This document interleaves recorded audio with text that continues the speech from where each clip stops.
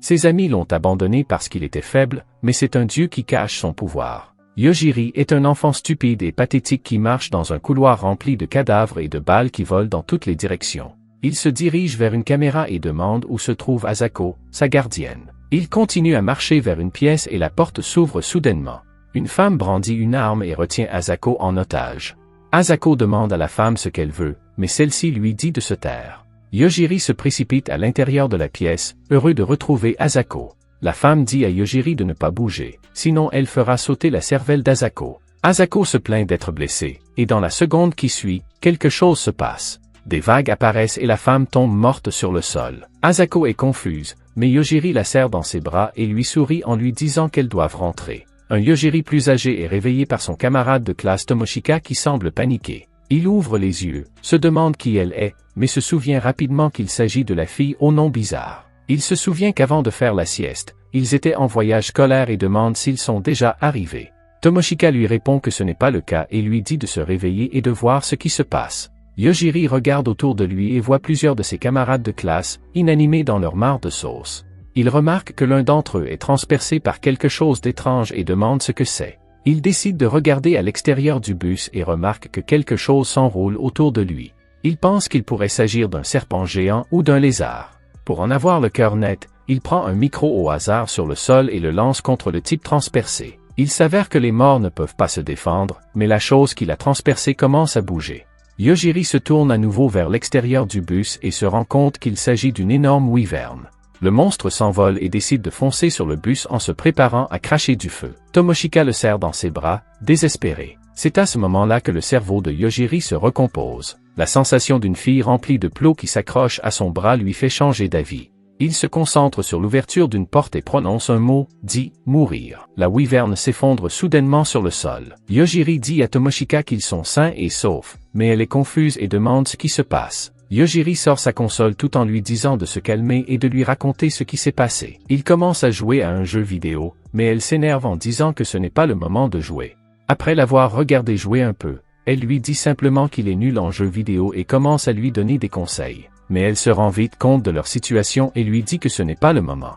Il lui demande si elle se sent mieux, ce qu'elle confirme. Il lui demande de commencer à expliquer comment ils se sont retrouvés dans cette situation. Tomoshika révèle que leur bus roulait tranquillement dans la nuit. Cependant, après avoir traversé un tunnel, ils se sont retrouvés dans un champ étrange. Tout le monde était confus et elle a même demandé à son ami si l'extérieur était toujours comme ça. Mais son ami n'a pas pu lui répondre. Soudain, une fille est entrée dans le bus et a salué tout le monde à l'intérieur. Elle se présenta comme étant Sion, la petite fille du grand sage. Leur professeur s'est levé pour se plaindre, mais la jeune fille lui a tout de suite sorti la tête de l'eau.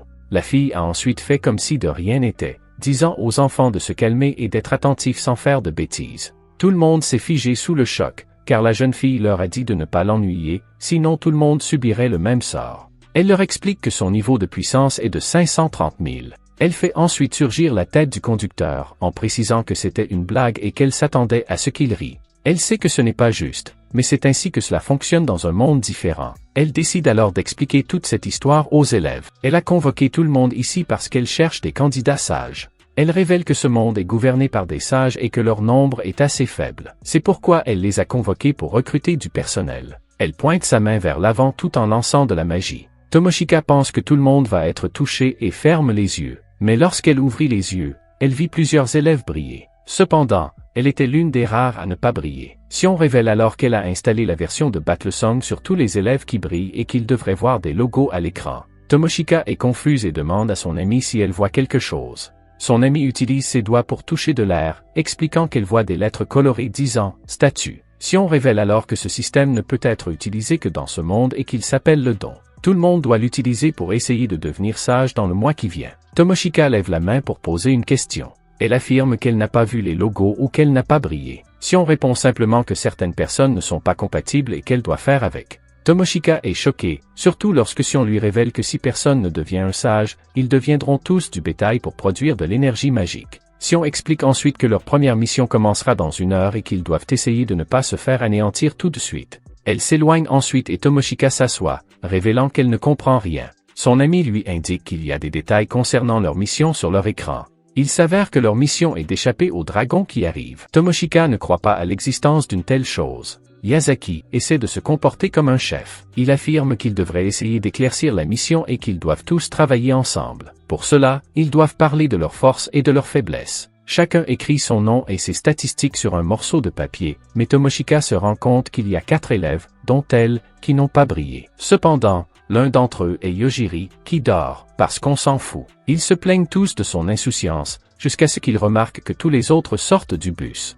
Elles décident elles aussi de sortir, mais Tomoshika reste en arrière pour réveiller Yojiri. L'autre fille essaie de la convaincre de le laisser derrière elle, mais elles entendent soudain 2 types se disputer. Il s'avère que Yasaki ne veut pas que les 4 viennent avec eux. Le délinquant se plaint, mais Yasaki lui dit de se taire parce que sa classe est la générale. Il décide de se transformer en crétin, en cassant les chaises du bus, et explique que c'est le pouvoir d'un don. Il n'est que de niveau 1, mais il est bien plus fort que ces 4 plébéiens d'humains. L'autre fille dit à Yasaki que s'il est fort, il devrait les protéger. Mais Yasaki répond que cela fait partie du plan. Tout le monde est confus, et il dit à la fille à ses côtés d'utiliser son don. Elle active son pouvoir de charme, qui n'affecte personne. Yasaki s'éloigne en expliquant que ce don la rend populaire auprès des monstres. En bref, il y a un dragon dans les parages. Et en utilisant cette compétence sur eux, le dragon les attaquera, tout en laissant aux autres une chance de s'échapper. C'est une décision que toutes les personnes dotées d'un don ont prise. Tomoshika n'arrive pas à croire que son ami puisse la trahir, mais Yasaki révèle qu'elle l'a fait. Mais Tomoshika sait que Yasaki a dû la forcer. Yasaki sort alors et ferme la porte à clé. Ils essaient de l'ouvrir pendant un moment lorsqu'ils entendent soudain un bruit à l'extérieur. Tomoshika pense qu'il s'agit d'un dragon quand soudain, quelque chose s'écrase contre le bus. Le gars panique et Tomoshika remarque que l'autre est sorti. Après avoir tout expliqué, Yojiri se rend compte qu'il y a un gros problème. Il n'a aucun moyen de recharger sa console dans ce monde. Il se lève alors, mentionnant que selon Yasaki, il n'y a plus de danger à l'extérieur. Tomoshika demande si Yojiri a fait quelque chose, mais il répond que le dragon s'est écrasé sur le sol et est mort. Elle sait que c'est une vie, mais il décide de sortir par la fenêtre. Après avoir vérifié les environs, Yojiri remarque qu'ils peuvent aller dans les collines, la ville ou la forêt. Tomoshika fait alors remarquer que quelque chose vole dans le ciel. Elle se rend compte qu'il s'agit de 3 de leurs camarades de classe. Yojiri est impressionné par sa vision à longue distance et lui demande s'il doit les tuer. Elle lui demande ce qui ne va pas dans son esprit. Mais Yojiri répond simplement qu'ils les ont laissés derrière eux pour mourir. Tomoshika dit qu'il ne devrait pas parler de les tuer. Yojiri répond qu'il pourrait être hostile à leur égard. Elle est confuse, mais les gars commencent à s'approcher, également confus parce que le dragon est mort. L'un d'eux remarque que Tomoshika est toujours en vie et se plaint qu'il avait l'intention de transformer son cadavre en zombie pour qu'il puisse se déchaîner, oui ce genre de déchaînement. Les gars discutent entre eux, se plaignant que transformer un cadavre en zombie et l'utiliser est bizarre. En entendant ces mots, Tomoshika se rend compte qu'ils ne peuvent pas être amis. Soudain, l'un d'eux lance une énorme boule de feu qui manque de peu Tomoshika. Les gars continuent de parler entre eux du raffinement de leur magie et du fait que l'un d'entre eux est un guérisseur, l'autre un héros, et le dernier un nécromancien. Le type qui a lancé la boule de feu demande alors à Tomoshika de venir à ses côtés sans résister. Elle ne comprend pas sa demande, mais les 3 hommes lui révèlent simplement qu'ils veulent passer du bon temps avec elle. Tomoshika se rend compte qu'ils en ont tous après son corps. Yojiri est impressionné qu'elle ait le courage de dire cela dans une telle situation. Le nécromancien se plaint qu'elle et Yojiri semblent trop proches. Mais Yojiri dit simplement qu'il s'occupera même de la conversation. Il pointe du doigt le type à la boule de feu et lui dit de mourir. Les 2 autres s'esclaffent mais sont choqués de voir le type s'étreindre au hasard sur le sol. Il demande ce qui s'est passé et Yojiri répond qu'il lui a simplement ordonné de mourir. Il leur dit de ne pas bouger, mais le nécromancien essaie d'aller voir son ami. Yojiri lui dit de mourir lui aussi. Il ne reste plus que Fatso, et Yojiri lui dit que s'il bouge, il mourra. Yojiri promet d'expliquer son pouvoir et demande à Fatso de vérifier si les 2 autres sont vraiment morts. Fatso s'exécute et utilise son pouvoir de guérison, mentionnant qu'il peut guérir n'importe quoi en un instant. Cependant, ses amis ne bougent pas. Tomoshika réalise que c'est Yojiri qui a tué le dragon, mais qu'il ne voulait pas expliquer ce qui s'était passé. Elle se fâche, mais Yojiri lui explique que Fatso est stupide et qu'il doit donc lui expliquer en détail plutôt qu'à elle. Fatso se plaint que Yojiri est allé trop loin, mais notre garçon explique simplement qu'il l'a fait parce qu'ils ont essayé de l'attaquer. Il explique ensuite que sa capacité s'appelle Instant Death, morte instantanée, et qu'elle s'applique à n'importe quelle cible. En fait, il n'a pas besoin de dire aux gens de mourir. Il lui suffit d'y penser. Fatso dit que c'est impossible, mais Yojiri aimerait bien tester cette théorie. Fatso accepte la défaite et tente de s'approcher de Yojiri en faisant semblant d'avoir peur. Mais il se prépare à l'attaquer avec une attaque magique, mais Yojiri lui dit simplement d'arrêter. Fatso est confus et Yojiri lui explique qu'il a aussi une capacité qui lui permet de savoir si quelqu'un a l'intention de le tuer ou non, et pour ne rien arranger, il peut combiner les deux capacités. En bref, il n'a pas besoin de savoir qui essaie de le tuer. Fatso abandonne en larmes et Yojiri demande pourquoi ils sont si arrogants sitôt après avoir obtenu ses compétences. Fatso révèle alors que c'est la deuxième fois qu'ils viennent tous les trois dans ce monde. Ils ont vaincu le monde des démons et sont retournés dans leur monde. Yojiri demande à Tomoshika si les trois ont manqué des cours, et elle répond que non. Fatso révèle que lorsqu'ils sont rentrés chez eux, quelques heures seulement s'étaient écoulées. Yojiri décide de le tuer, mais Fatso demande à Tomoshika de l'aider. Tomoshika répond qu'elle n'est en vie que parce que Yojiri l'a sauvée, et que c'est donc à lui de s'en occuper. Fatso la traite de froide et sort un objet, promettant que si elle le met sur lui, elle deviendra sa servante. En bref, c'est un collier d'esclave, et il le met sur lui. Il agit comme un pervers en marchant vers elle, mais elle lui dit d'arrêter. Le collier commence à l'étrangler et elle lui demande s'il y a un moyen de ne plus être son maître. Fatso obéit à l'ordre, mentionnant qu'elle peut le transférer à une autre personne. Elle le fait et le transfère à Yojiri, qui décide de ne pas le tuer. Au lieu de cela, Fatso doit se rendre dans la forêt remplie de monstres et y attendre. Mais avant de partir, Fatso doit laisser tous ses objets, et ne jamais parler à personne de Yojiri et Tomoshika. Fatso obéit aux ordres et Tomoshika demande si tout va bien.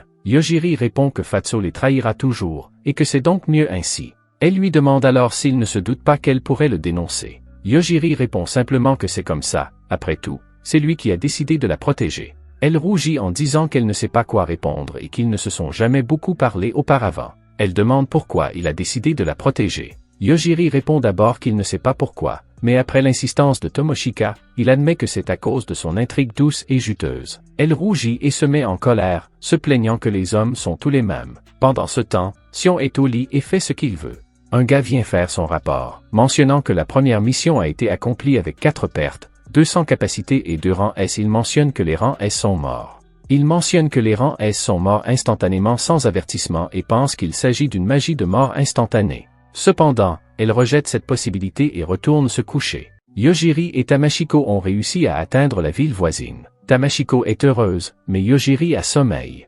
Il remarque que les gardes ferment la porte et se précipitent vers eux, mais ils ne comprennent pas ce qu'ils disent. Les gardes leur ordonnent d'attendre qu'ils appellent leur seigneur. Le seigneur apparaît en disant que cette situation est ennuyeuse et il demande s'ils se sont séparés des garçons qui sont venus à midi. Tamashiko est heureuse parce que le garçon connaît le japonais, mais Yojiri demande simplement aux garçons de les laisser entrer pour qu'ils puissent rejoindre leurs camarades.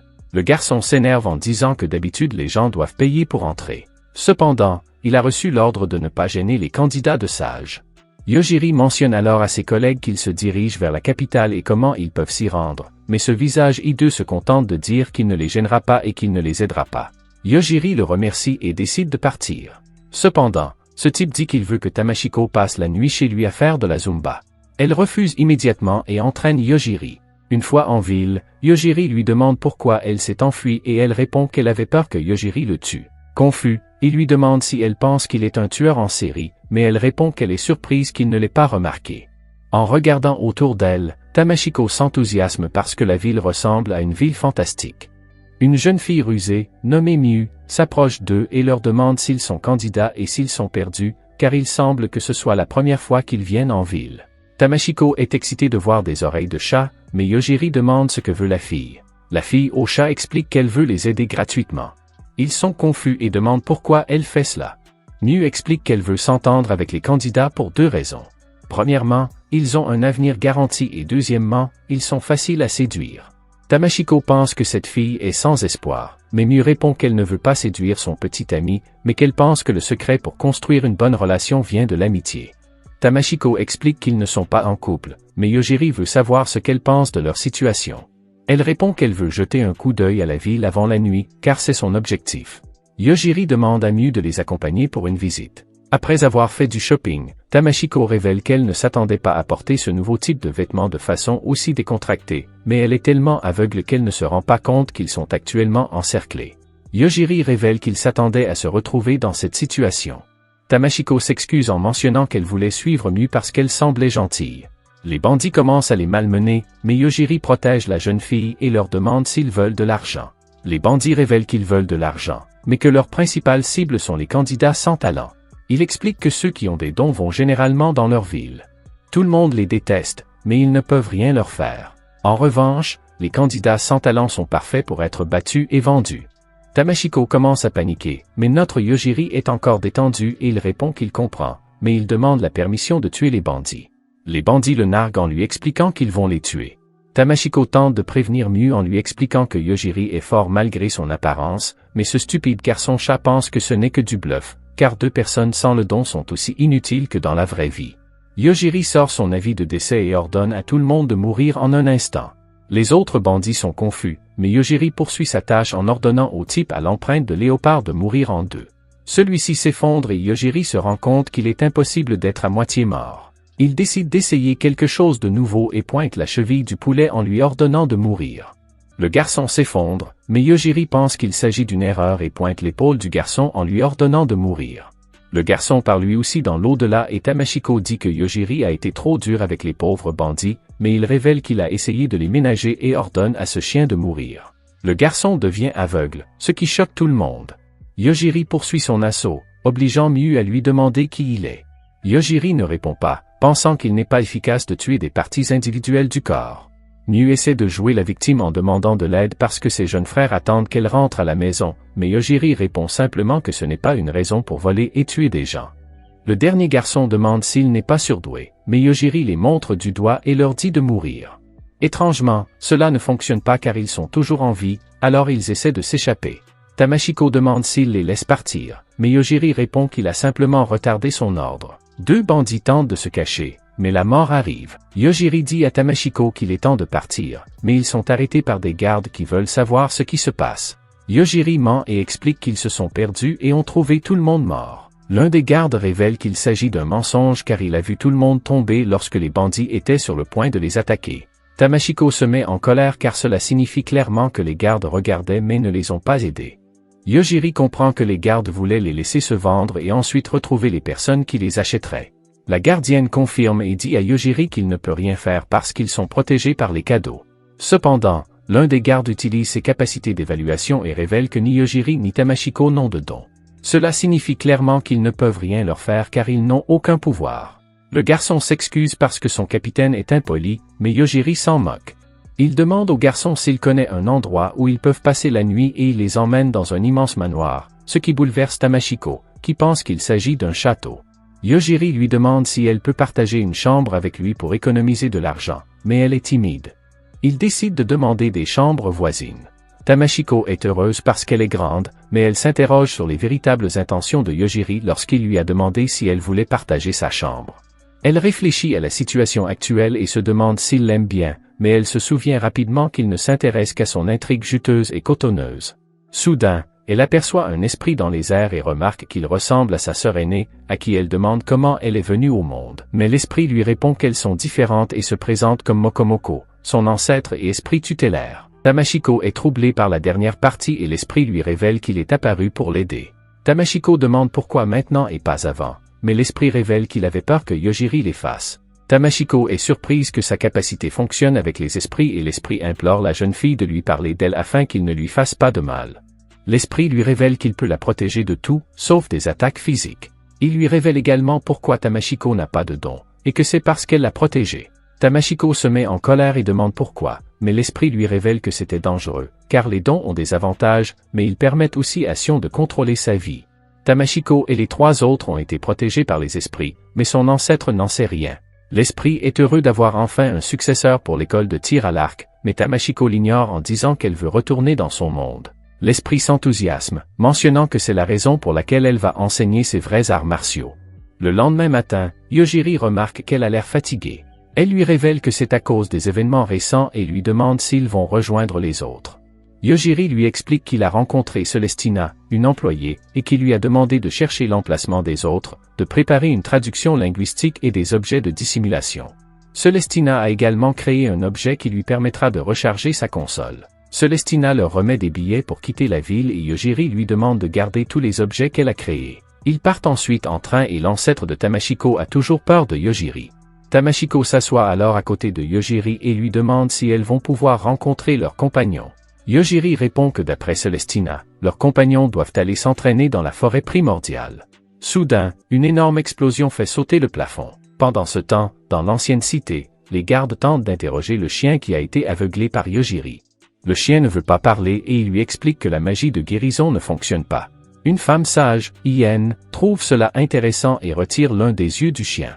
Elle lance sa magie de guérison pour reconstruire l'œil entier, mais le chien ne voit toujours pas. Elle trouve cela encore plus intéressant et décide de se révéler en tant que vampire et mord le garçon pour le transformer et augmenter ses capacités. Elle le guérit, mais le garçon reste aveugle. Soudain, le bâtiment se met à trembler et un garçon appelé le héros apparaît à l'intérieur. Le héros attaque Ien à plusieurs reprises, mais elle se contente de dire qu'elle aime sa robe. Les gardes sont confus car elle n'est pas blessée, mais en fait elle est instantanément guérie. Le héros rengaine son épée et Ien lui demande pourquoi il l'attaque alors qu'il devrait s'occuper du seigneur démon. Le héros la traite de tyran et prépare une attaque qui fait exploser tout le bâtiment. Il est heureux d'avoir enfin réussi à tuer un vampire pour Ariel. Cependant, Ien est toujours en vie et elle lui demande si Ariel est son amante. Il est choqué et n'arrive pas à croire que Ien ait réussi à éviter l'attaque. Cependant, Ien explique qu'elle n'a pas bougé du tout parce qu'elle ne peut pas mourir. Le héros est confus car son attaque aurait dû l'éliminer, mais elle pense simplement que ce serait génial si c'était possible. Finalement, le héros supplie qu'on le tue, mais elle le jette du haut de l'immeuble. Pendant ce temps, dans le train, un message ordonne aux passagers de ne pas bouger parce qu'un sage se bat contre un agresseur. Yojiri pense qu'ils sont en sécurité car personne ne les poursuit, mais Tamashiko ne sait pas ce qui se passe.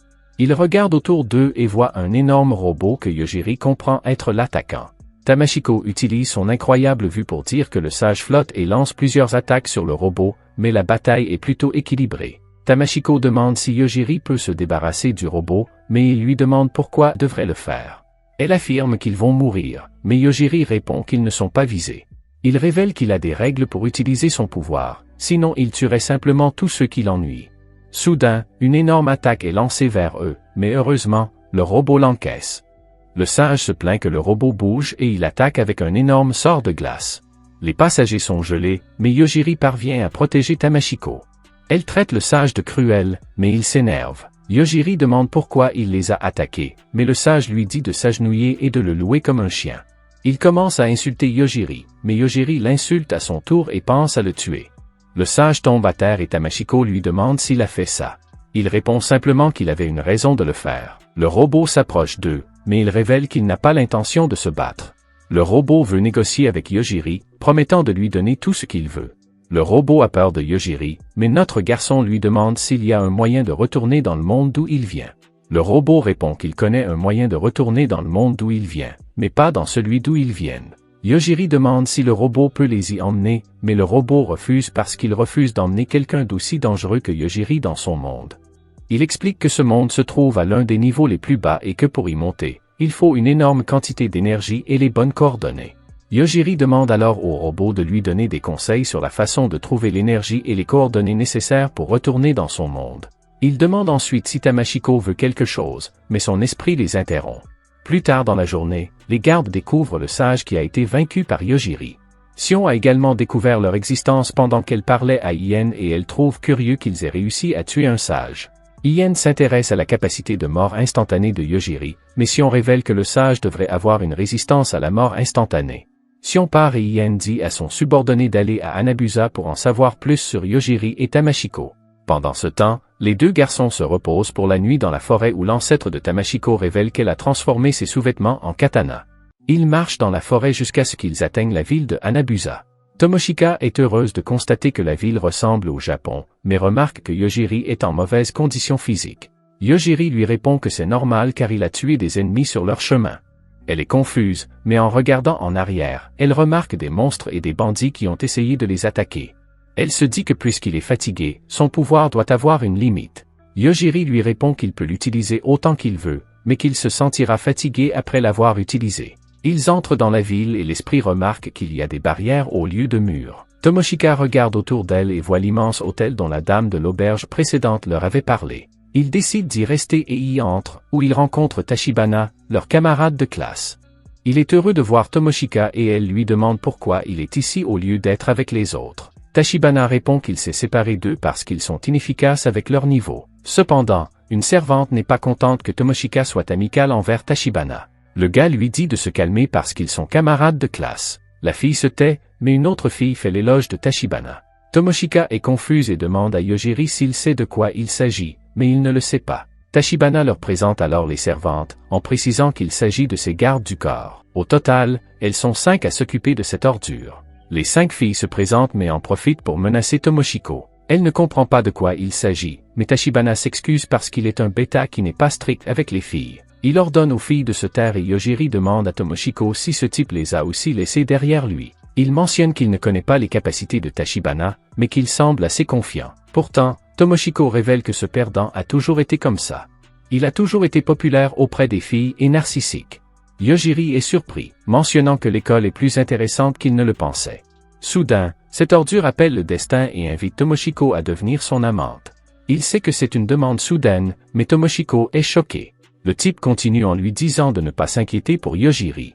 Il n'a pas l'habitude d'accepter des garçons, mais il peut lui accorder un traitement spécial. Tomoshiko est choqué parce que ce type continue. Même Yojiri mentionne qu'il ne ressent pas d'intention de tuer grâce à cette absurdité. Tomoshiko demande pourquoi il est si confiant et Tachibana répond qu'il a la classe dominator. En bref, il peut dominer tous ceux qui sont plus faibles que lui. Elle est toujours choquée par ses paroles et lui fait remarquer qu'il n'a pas beaucoup progressé par rapport aux autres qui s'entraînent dans la forêt vierge. Cet abruti pense qu'elle l'aime bien et décide de tout lui expliquer. Tout a commencé lorsqu'ils ont organisé une fête après avoir accompli leur première mission. Haruto est venu le voir et lui a donné des conseils. La classe d'Haruto est celle d'un consultant. En bref, c'est un maître de l'intrigue et de l'escroquerie. Haruto a expliqué que tout le monde évitait Ashibana à cause de sa classe et que si quelqu'un ne devenait pas un sage, tout le monde deviendrait du bétail. C'est pourquoi il dit à Tachibana qu'il doit acheter un grand nombre de serviteurs de niveau 1, les moins chers. En bref, les serviteurs se battront pour lui et s'il gagne la bataille, l'adversaire deviendra son serviteur et recevra également des points d'expérience. Cependant, Tachibana mentionne que ses capacités ne contiennent pas cette information. Haruto révèle que sa classe de consultant lui permet de voir les détails cachés des autres. Tachibana veut savoir pourquoi Haruto essaie de l'aider, mais notre maître comploteur veut simplement s'assurer que tout le monde a une chance de devenir un sage et lui souhaite bonne chance. Après cette histoire, Tomoshiko pense que les types de soutien sont trop forts dans ce monde. Yojiri comprend que pendant qu'il parle, le nombre de serviteurs et le niveau de Tachibana augmentent. L'arrogant confirme et demande à nouveau à Tomoshiko de devenir son amante. Elle le rejette mais il lui dit d'y réfléchir et de lui répondre plus tard. Il quitte les lieux et elle lui révèle qu'il est ennuyeux. Pourtant, Yojiri pense qu'il serait plus sûr pour elle d'être aux côtés de Tachibana que de lui. Elle lui demande s'il essaie de la mettre en colère, mais il ne comprend pas sa réaction. Plus tard, Yojiri se repose sur son lit tandis que Tomoshika se demande combien de temps ils sont censés rester dans cet endroit. L'esprit dit qu'il devrait partir après le réveil de Yojiri, mais Tomoshika répond que cela fait déjà 3 jours. Elle demande à l'esprit d'aller le voir, mais l'esprit refuse parce qu'elle ne sait pas ce qu'il va lui faire. Tomoshika dit alors qu'elle en a assez de rester à l'intérieur et qu'elle veut sortir un peu. Soudain, elle voit de la fumée dans les rues. C'est parce que le type à qui l'un a dit de s'occuper de Yojiri est en train d'entrer dans la ville et de tout détruire. Il annonce que son armée immortelle recrute et que si les citoyens meurent, ils deviendront des soldats zombies. L'esprit dit à Tomoshika que ce n'est pas bon car cela sent la mort. Tomoshika est choqué et demande comment ce monde peut être si bizarre car les gens y meurent facilement. Pendant ce temps, la femme de chambre de l'autre homme marche dans le couloir tout en étant invisible. L'esprit demande alors à Tomoshika si elle ne veut pas sortir, mais elle refuse en disant qu'elle se sent plus à l'aise à l'intérieur. L'esprit dit qu'ils ne peuvent pas rester ici éternellement, d'autant plus qu'un ennemi la vise en ce moment même, mais qu'ils ne peuvent pas le voir. Tomoshika est confuse et demande ce qu'ils peuvent faire contre quelqu'un qu'ils ne peuvent pas voir. Elle décide d'appeler la chambre de Yojiri pour le réveiller, mais l'esprit pense qu'elle compte trop sur lui. Pendant ce temps, le téléphone sonne alors que Yojiri rêve de son enfance. Il se souvient s'être réveillé avec son chien qui lui léchait le visage et Asako qui lui disait que le petit déjeuner était prêt. Il se réveille alors de son rêve et décroche le téléphone, promettant d'aller dans la chambre de Tomoshika. En sortant, il constate que le couloir est vide. Cependant, la femme de chambre est invisible et sort un poignard. Yojiri ferme les yeux et se concentre pour sentir l'intention de tuer. Il parvient à voir la fille et découvre qu'elle a l'intention de s'en prendre à Tomoshika. Il sort sa note de mort mentale et la fille tombe sur le sol. Il entre dans la chambre de Tomoshika et lui explique qu'il y avait quelqu'un devant sa chambre pour la tuer. Tomoshika ne comprend pas pourquoi elle a été prise pour cible, mais Yojiri appelle simplement la réception pour dire que quelqu'un s'est effondré dans le couloir. Tomoshika demande pourquoi il a fait cela, mais il répond qu'il les soupçonnerait s'il ne le faisait pas. Pendant ce temps, Tachibana reçoit une alerte indiquant que le signal de sa femme de chambre a disparu. mais il doit s'inquiéter de l'autre monstre à l'intérieur du donjon. Le monstre l'attaque mais il utilise la barrière pour le bloquer. Il pense que c'est ennuyeux et utilise la barrière pour attaquer, mutilant le bras du monstre. L'un des serviteurs est très content et dit qu'il est bien trop fort pour les monstres du 100e étage. Le monstre demande qui est Tachibana, mais ce type utilise son menu pour utiliser la compétence Flare Bombe. Le monstre est vaincu, et il lui marche dessus pour conclure un contrat. Le monstre l'appelle maître et la fille lance un sort de guérison pour restaurer les parties de son corps. Tachibana demande alors combien d'étages il y a dans ce donjon et découvre qu'il y en a 150. Il ordonne alors au monstre de se rendre à l'étage inférieur et de collecter d'autres serviteurs. Le monstre part et Tachibana demande où se trouve la servante. L'autre fille répond qu'elle doit être à l'hôtel. Tachibana décide alors d'utiliser sa compétence pour voir ses souvenirs, mais il la voit s'effondrer. Il pense qu'elle a été attaquée par derrière, mais l'autre fille ne pense pas qu'elle aurait laissé quelqu'un la surprendre. Il demande alors ce que faisait la femme de chambre dans le couloir, ce à quoi la fille répond qu'il y a deux possibilités. Premièrement, elle voulait amener Tomoshiko et le rendre heureux. Deuxièmement, elle voulait éliminer Tomoshiko. Il est troublé, car cela ne lui conviendrait pas. La jeune fille explique que les opinions de son serviteur ne correspondent pas toujours aux siennes. Il s'inquiète car cela pourrait pousser Tomoshiko à s'enfuir et ordonne à deux autres serviteurs de la maintenir en place. De retour à l'hôtel, Tomoshiko se rend compte qu'il s'agit de la servante de Tachibana et Yojiri pense que ce n'est pas bon. Il dit à Tomoshiko de préparer ses affaires pour quitter cet endroit. Elle confirme, mais il est surpris qu'elle soit si calme dans cette situation. Tomoshiko répond qu'elle a l'habitude de voir des morts lorsqu'elle est à ses côtés. L'esprit ajoute que les humains mourront de toute façon. De plus, les membres de sa famille ne devraient pas être bouleversés par quelque chose d'aussi élémentaire. Tomoshika se met en colère et demande à l'esprit d'arrêter de parler de philosophie. Il commence à s'enfuir, mais un autre serviteur de Tachibana apparaît et demande où ils vont. Yojiri lui demande ce qu'elle veut, mais la jeune fille lui jette un sort pour l'enfermer dans un cristal de glace. Elle lui révèle joyeusement que son patron lui a demandé de lui amener Tomoshiko. Mais Yojiri donne un coup de poing dans la glace et se libère. La jeune fille et Tomoshiko sont confus car il devrait être facile de le briser. Pourtant, Yojiri répond qu'il a essayé de tuer la glace, ce qui a fonctionné. Tomoshiko est confuse et demande ce qu'il entend par tuer la glace. Le serviteur est choqué et commence à lancer plus de magie. Mais Yojiri tue la magie, puis son bâton. La jeune fille tombe à genoux et Yojiri lui explique qu'il peut tuer tout ce qui lui passe par la tête. Elle doit donc être une bonne fille et répondre à quelques questions. Elle accepte et il lui demande si elle peut utiliser la magie sans bâton. La jeune fille révèle qu'en raison de sa classe, elle ne peut utiliser la magie que lorsqu'elle tient un bâton. Yojiri sait que cela signifie qu'elle doit avoir des bâtons de rechange. La jeune fille confirme et sort un autre bâton d'Apiland. Tomoshika demande pourquoi elle le cache là, mais dit aussi à Yojiri d'arrêter de chercher. Il est surpris car il ne s'attendait pas à ce qu'elle puisse les utiliser de cette façon. Il parle ensuite de ce qu'elle vient de dire, à propos d'emmener Tomoshika à Tachibana, et demande ce qu'il en est des autres. Elle répond que tout le monde a reçu le même ordre. Soudain, une autre fille se trouve au plafond et tente d'attaquer Tomoshiko. Celle-ci utilise rapidement ses compétences en judo pour la mettre à terre. Yojiri est surpris, mais l'esprit mentionne que les talents de Tomoshiko en matière d'arts martiaux sont en train de s'éveiller. Cependant, lorsqu'il regarde correctement la fille, il remarque qu'il s'agit d'une poupée. D'autres poupées les entourent, et l'autre fille tire une autre baguette de ses cheveux, mentionnant qu'elle pensait pouvoir le faire seule. Les yeux de Yojiri brillent et la fille tombe morte sur le sol. La fille qui contrôle les poupées est assise dans les escaliers et leur ordonne de s'en occuper, mais de laisser Tomoshiko en vie. Mais Yojiri tue toutes les poupées. La fille commence à paniquer et ils parviennent à la retrouver. Elle les supplie de ne pas la tuer, ce qui donne à Tomoshika l'impression que ce sont eux les vrais méchants.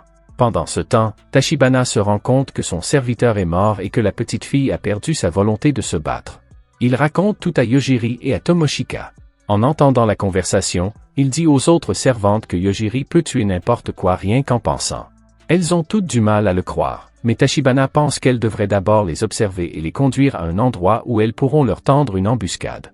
Tomoshika et Yojiri commencent à descendre les escaliers jusqu'à ce qu'ils les voient remplis de cafards. Elle hurle de peur, et lorsque Yojiri s'apprête à prononcer son nom, elle l'en empêche car cela va la traumatiser. L'esprit sait que Tachibana utilise les insectes pour les surveiller. Tomoshika demande si Yojiri peut les tuer, ce qu'il confirme, mais les insectes pleuvront sur leur tête.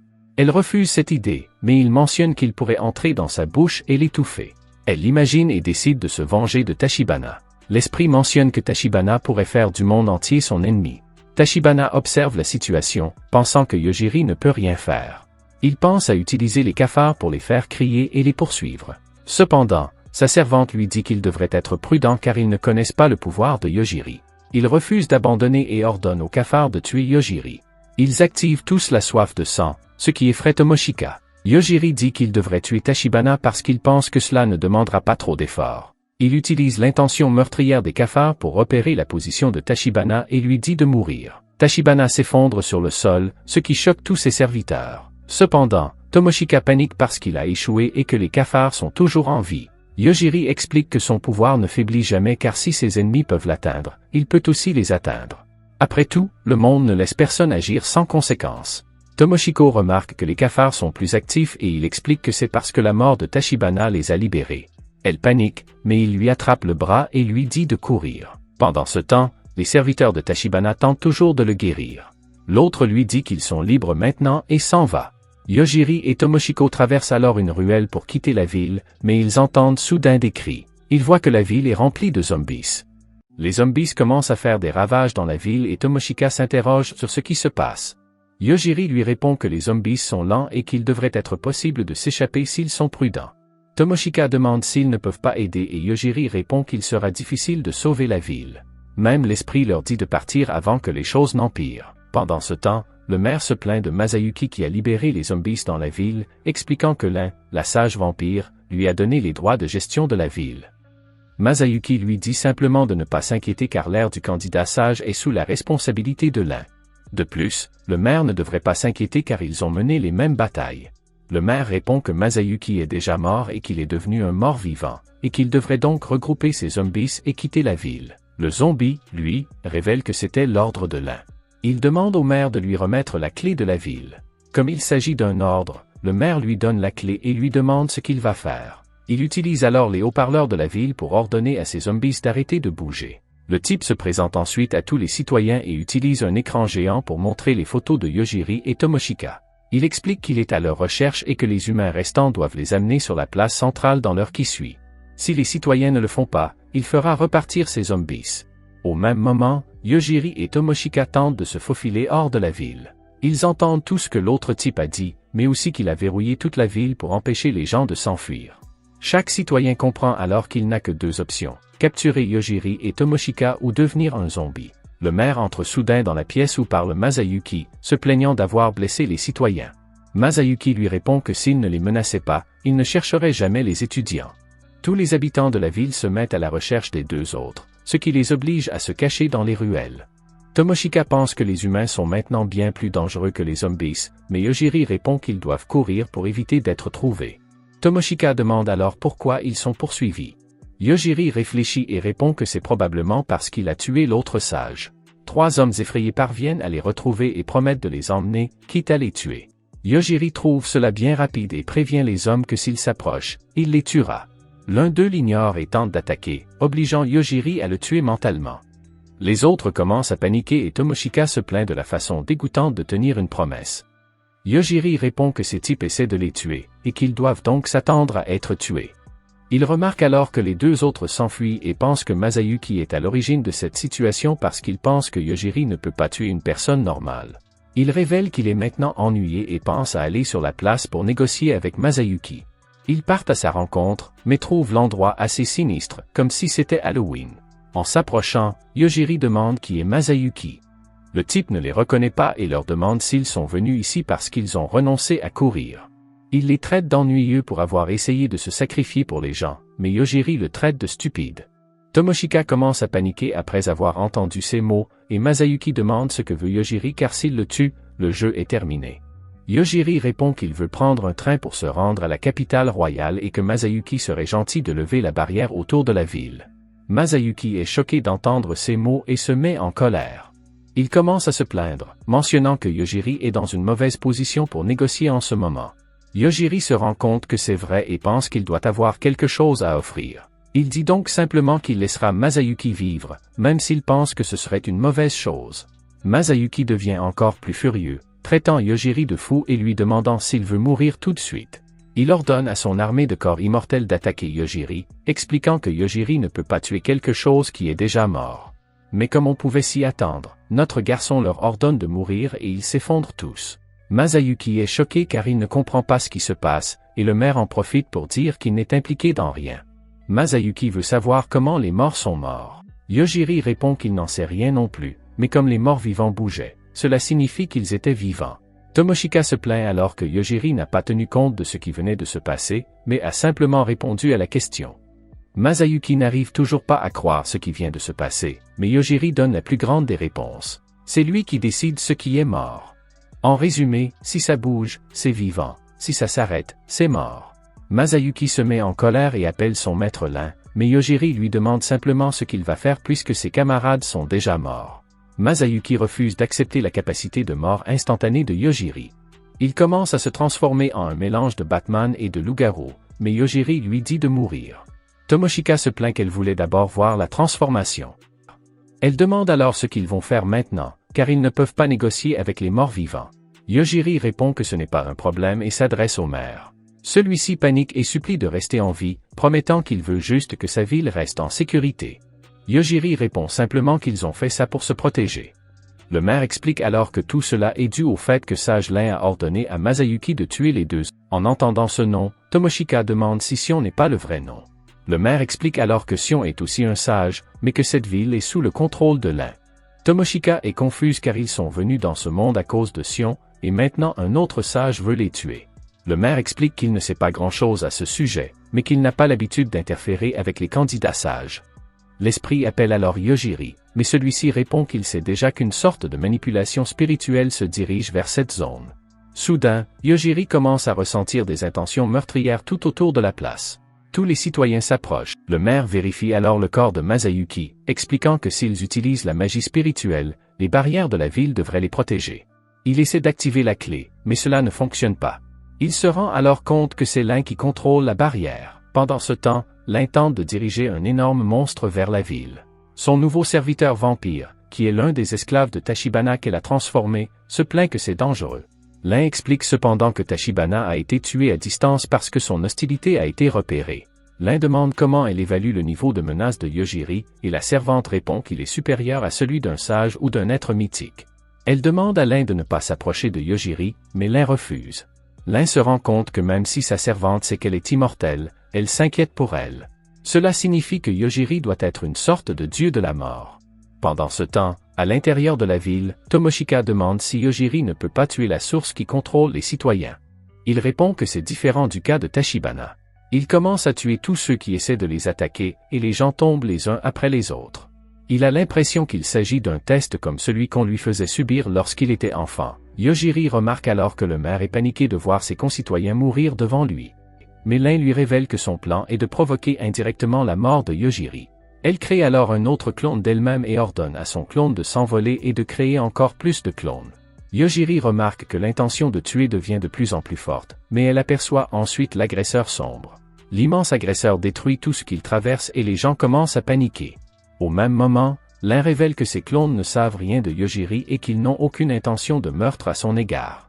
Il ordonne alors à ses clones d'attaquer la ville lorsque l'agresseur tentera d'attaquer ou mourra. Tomoshika demande alors à Yojiri s'il peut tuer l'agresseur. Il répond par l'affirmative, ce qui la choque car elle ne s'y attendait pas. Le maire supplie Yojiri de sauver la ville, mais il a un mauvais pressentiment. Néanmoins, il ordonne la mort de l'agresseur, et pendant que l'effet se fait sentir, il remarque que la ville est attaquée depuis les airs. Il sauve Tomoshika, qui se demande si l'agresseur est à l'origine de cette attaque. Yojiri révèle qu'il a tué l'agresseur, mais que cette attaque s'est mêlée à l'intention meurtrière des ténèbres pour passer inaperçue. Il se rend compte que cette attaque n'a pas de cible, mais que le but est de détruire tout le monde. Il pense que tout ce qui s'est passé jusqu'à présent n'était qu'un test, mais Tomoshika lui dit d'arrêter de profiter de son nouvel oreiller. Il se lève alors et Yojiri explique qu'il ne sait pas ce qui se passe. En regardant le ciel, Tomoshika explique qu'elle voit plusieurs femmes en robe pleuvoir du ciel. Le maire comprend qu'il s'agit de Lin et Tomoshika demande si Yojiri peut lui faire quelque chose. Il explique qu'il ne peut rien faire car elle ne le vise pas. De plus, ils se déplacent tous si vite qu'il ne peut pas les trouver. Bref, tout cela est prévu pour faire face à son habileté. Comme toutes les femmes se ressemblent, Tomoshika demande combien il existe de Lin. Le maire révèle alors qu'il s'agit de clones car Lin a de superbes capacités de régénération. Yojiri révèle qu'il peut y faire face, mais que ce serait plus facile si elle le visait. Le maire fait alors apparaître un hologramme de la ville et explique qu'il y a un schéma dans les attaques. Ils n'attaquent pas deux fois le même endroit et les attaques ne sont pas rapprochées les unes des autres. L'esprit traite même l'Inde d'idiote parce qu'elle essaie de rendre les choses aléatoires, alors qu'elle les a rendues cohérentes. Tomoshika pense qu'ils peuvent utiliser ces informations pour prédire où aura lieu la prochaine attaque. Le maire comprend rapidement où elle aura lieu et Yojiri dit qu'il s'y rendra. Le maire révèle alors qu'il l'aidera grâce à sa capacité de téléportation. Tomoshika veut aussi venir.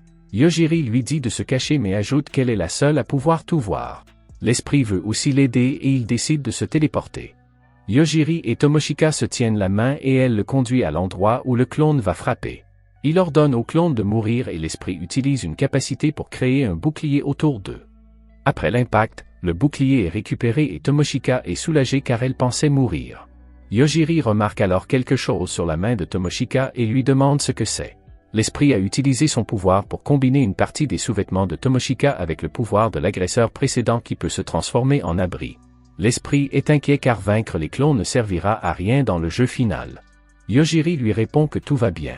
Les clones tombent et disparaissent, ce qui amène l'un à se demander comment les vampires immortels peuvent mourir. Son serviteur lui dit qu'il ne devrait pas viser Yojiri, mais l'un répond qu'elle doit simplement créer de nouveaux clones avec des paramètres différents. Soudain, elle ressent une étrange sensation dans son corps et réalise que son vrai corps, caché dans une autre dimension, est mort. Elle se lance alors dans un saut à l'élastique sans corde, mais pense que c'est ainsi qu'elle sauvera la jeune fille. Elle disparaît soudainement et Tomoshika se rend compte qu'il n'y a pas d'attaque à venir. Il retourne alors chez le maire pour tout préparer et s'enfuir. Pendant ce temps, une jeune fille se réveille et remarque que son lit ressemble à un cercueil. Elle pense qu'elle est un vampire et voit une pierre dans sa main.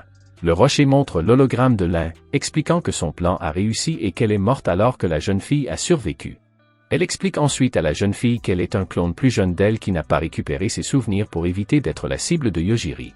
De retour en ville, le maire les remercie pour leur aide et leur donne une voiture, en leur disant de faire attention. Tomoshika se plaint que Yojiri joue à des jeux au lieu de conduire. Il explique que c'est parce qu'il percute toujours les murs lorsqu'il joue, et qu'il ne peut donc pas conduire. Sur ce, Tomoshika est prête à conduire et l'esprit révèle que sa famille est capable de conduire n'importe quoi. Alors qu'elle traverse un canyon, Tomoshika tente de réveiller Yojiri et de le convaincre de conduire, mais il rêve du moment où il a rencontré Asako, sa mère adoptive. Ce jour-là, Asako passe un entretien d'embauche dans un institut de recherche, mais en lisant le contrat, elle remarque une clause stipulant qu'elle ne pourra pas se plaindre si le travail est la cause de sa mort. Elle a évidemment essayé de refuser et de partir, mais on l'a forcée à signer. Elle pensait qu'il s'agissait là de la base d'une organisation maléfique, mais Yukio essayait de le nier. Alors qu'ils étaient dans l'ascenseur, elle voulut connaître les détails de son travail, mais Yukio lui répondit qu'elle devait simplement s'occuper d'un monstre. Yukio lui expliqua qu'il ferait des expériences dans leur institut.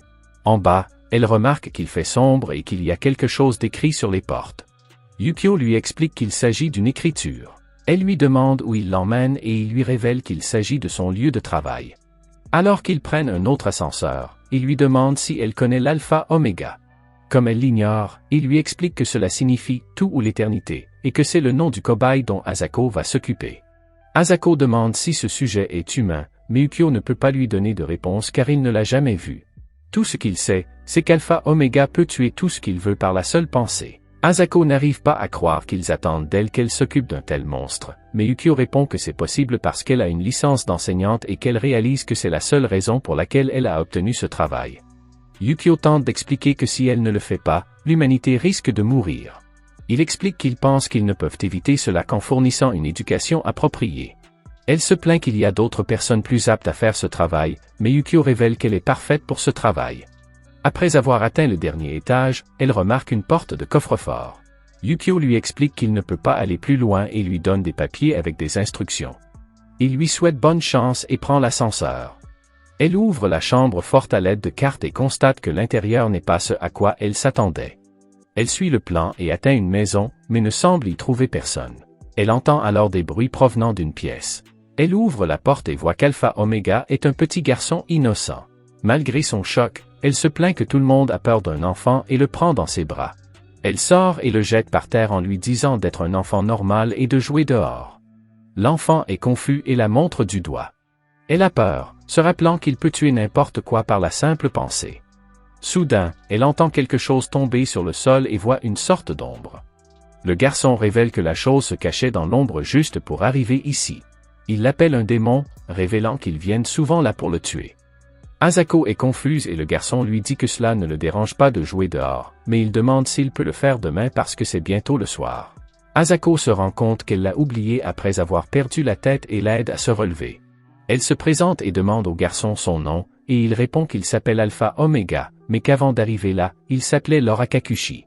Il dit qu'il a faim, ce qui lui fait comprendre qu'elle doit aussi préparer ses repas.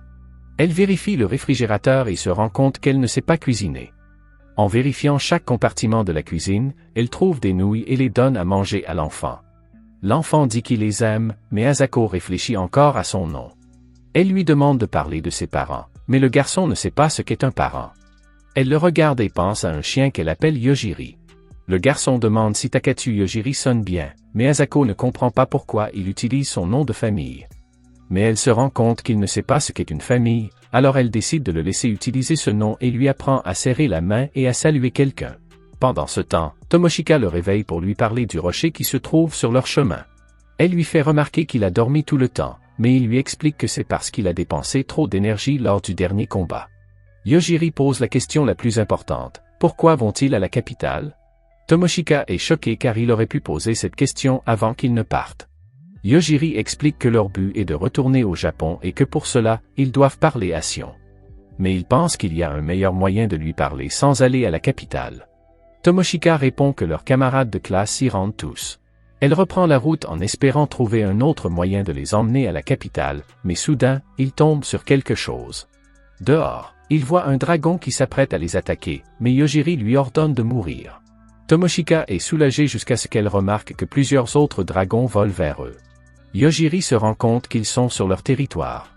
Les dragons se préparent à cracher du feu et Tomoshika lui attrape le bras en lui demandant de faire quelque chose car les dragons ont l'intention de les tuer. Yojiri ordonne à tout le monde de mourir et les dragons commencent à pleuvoir, ce qui amène Tomoshika à comparer cela à une publicité pour un insecticide pour dragons. Elle pousse un soupir de soulagement, jusqu'à ce qu'elle s'aperçoive qu'ils ont été recouverts par une grande ombre. Elle voit un énorme dragon doré devant eux et commence à paniquer en pensant qu'elle pourrait être électrocutée, mais Yojiri révèle qu'il ne perçoit aucune intention meurtrière. Le dragon les regarde et leur dit qu'ils peuvent passer. Tomoshika est troublé par ces mots, mais le dragon se retourne et s'envole, paniqué. Yojiri lui demande d'attendre et lui demande pourquoi les dragons les ont attaqués s'ils peuvent les comprendre. Le dragon l'ignore, mais Yojiri promet de faire de même avec les autres dragons. Il s'avère que l'énorme dragon est en fait une petite fille qui tremblait de peur et savait qu'elle devrait s'envoler sans parler.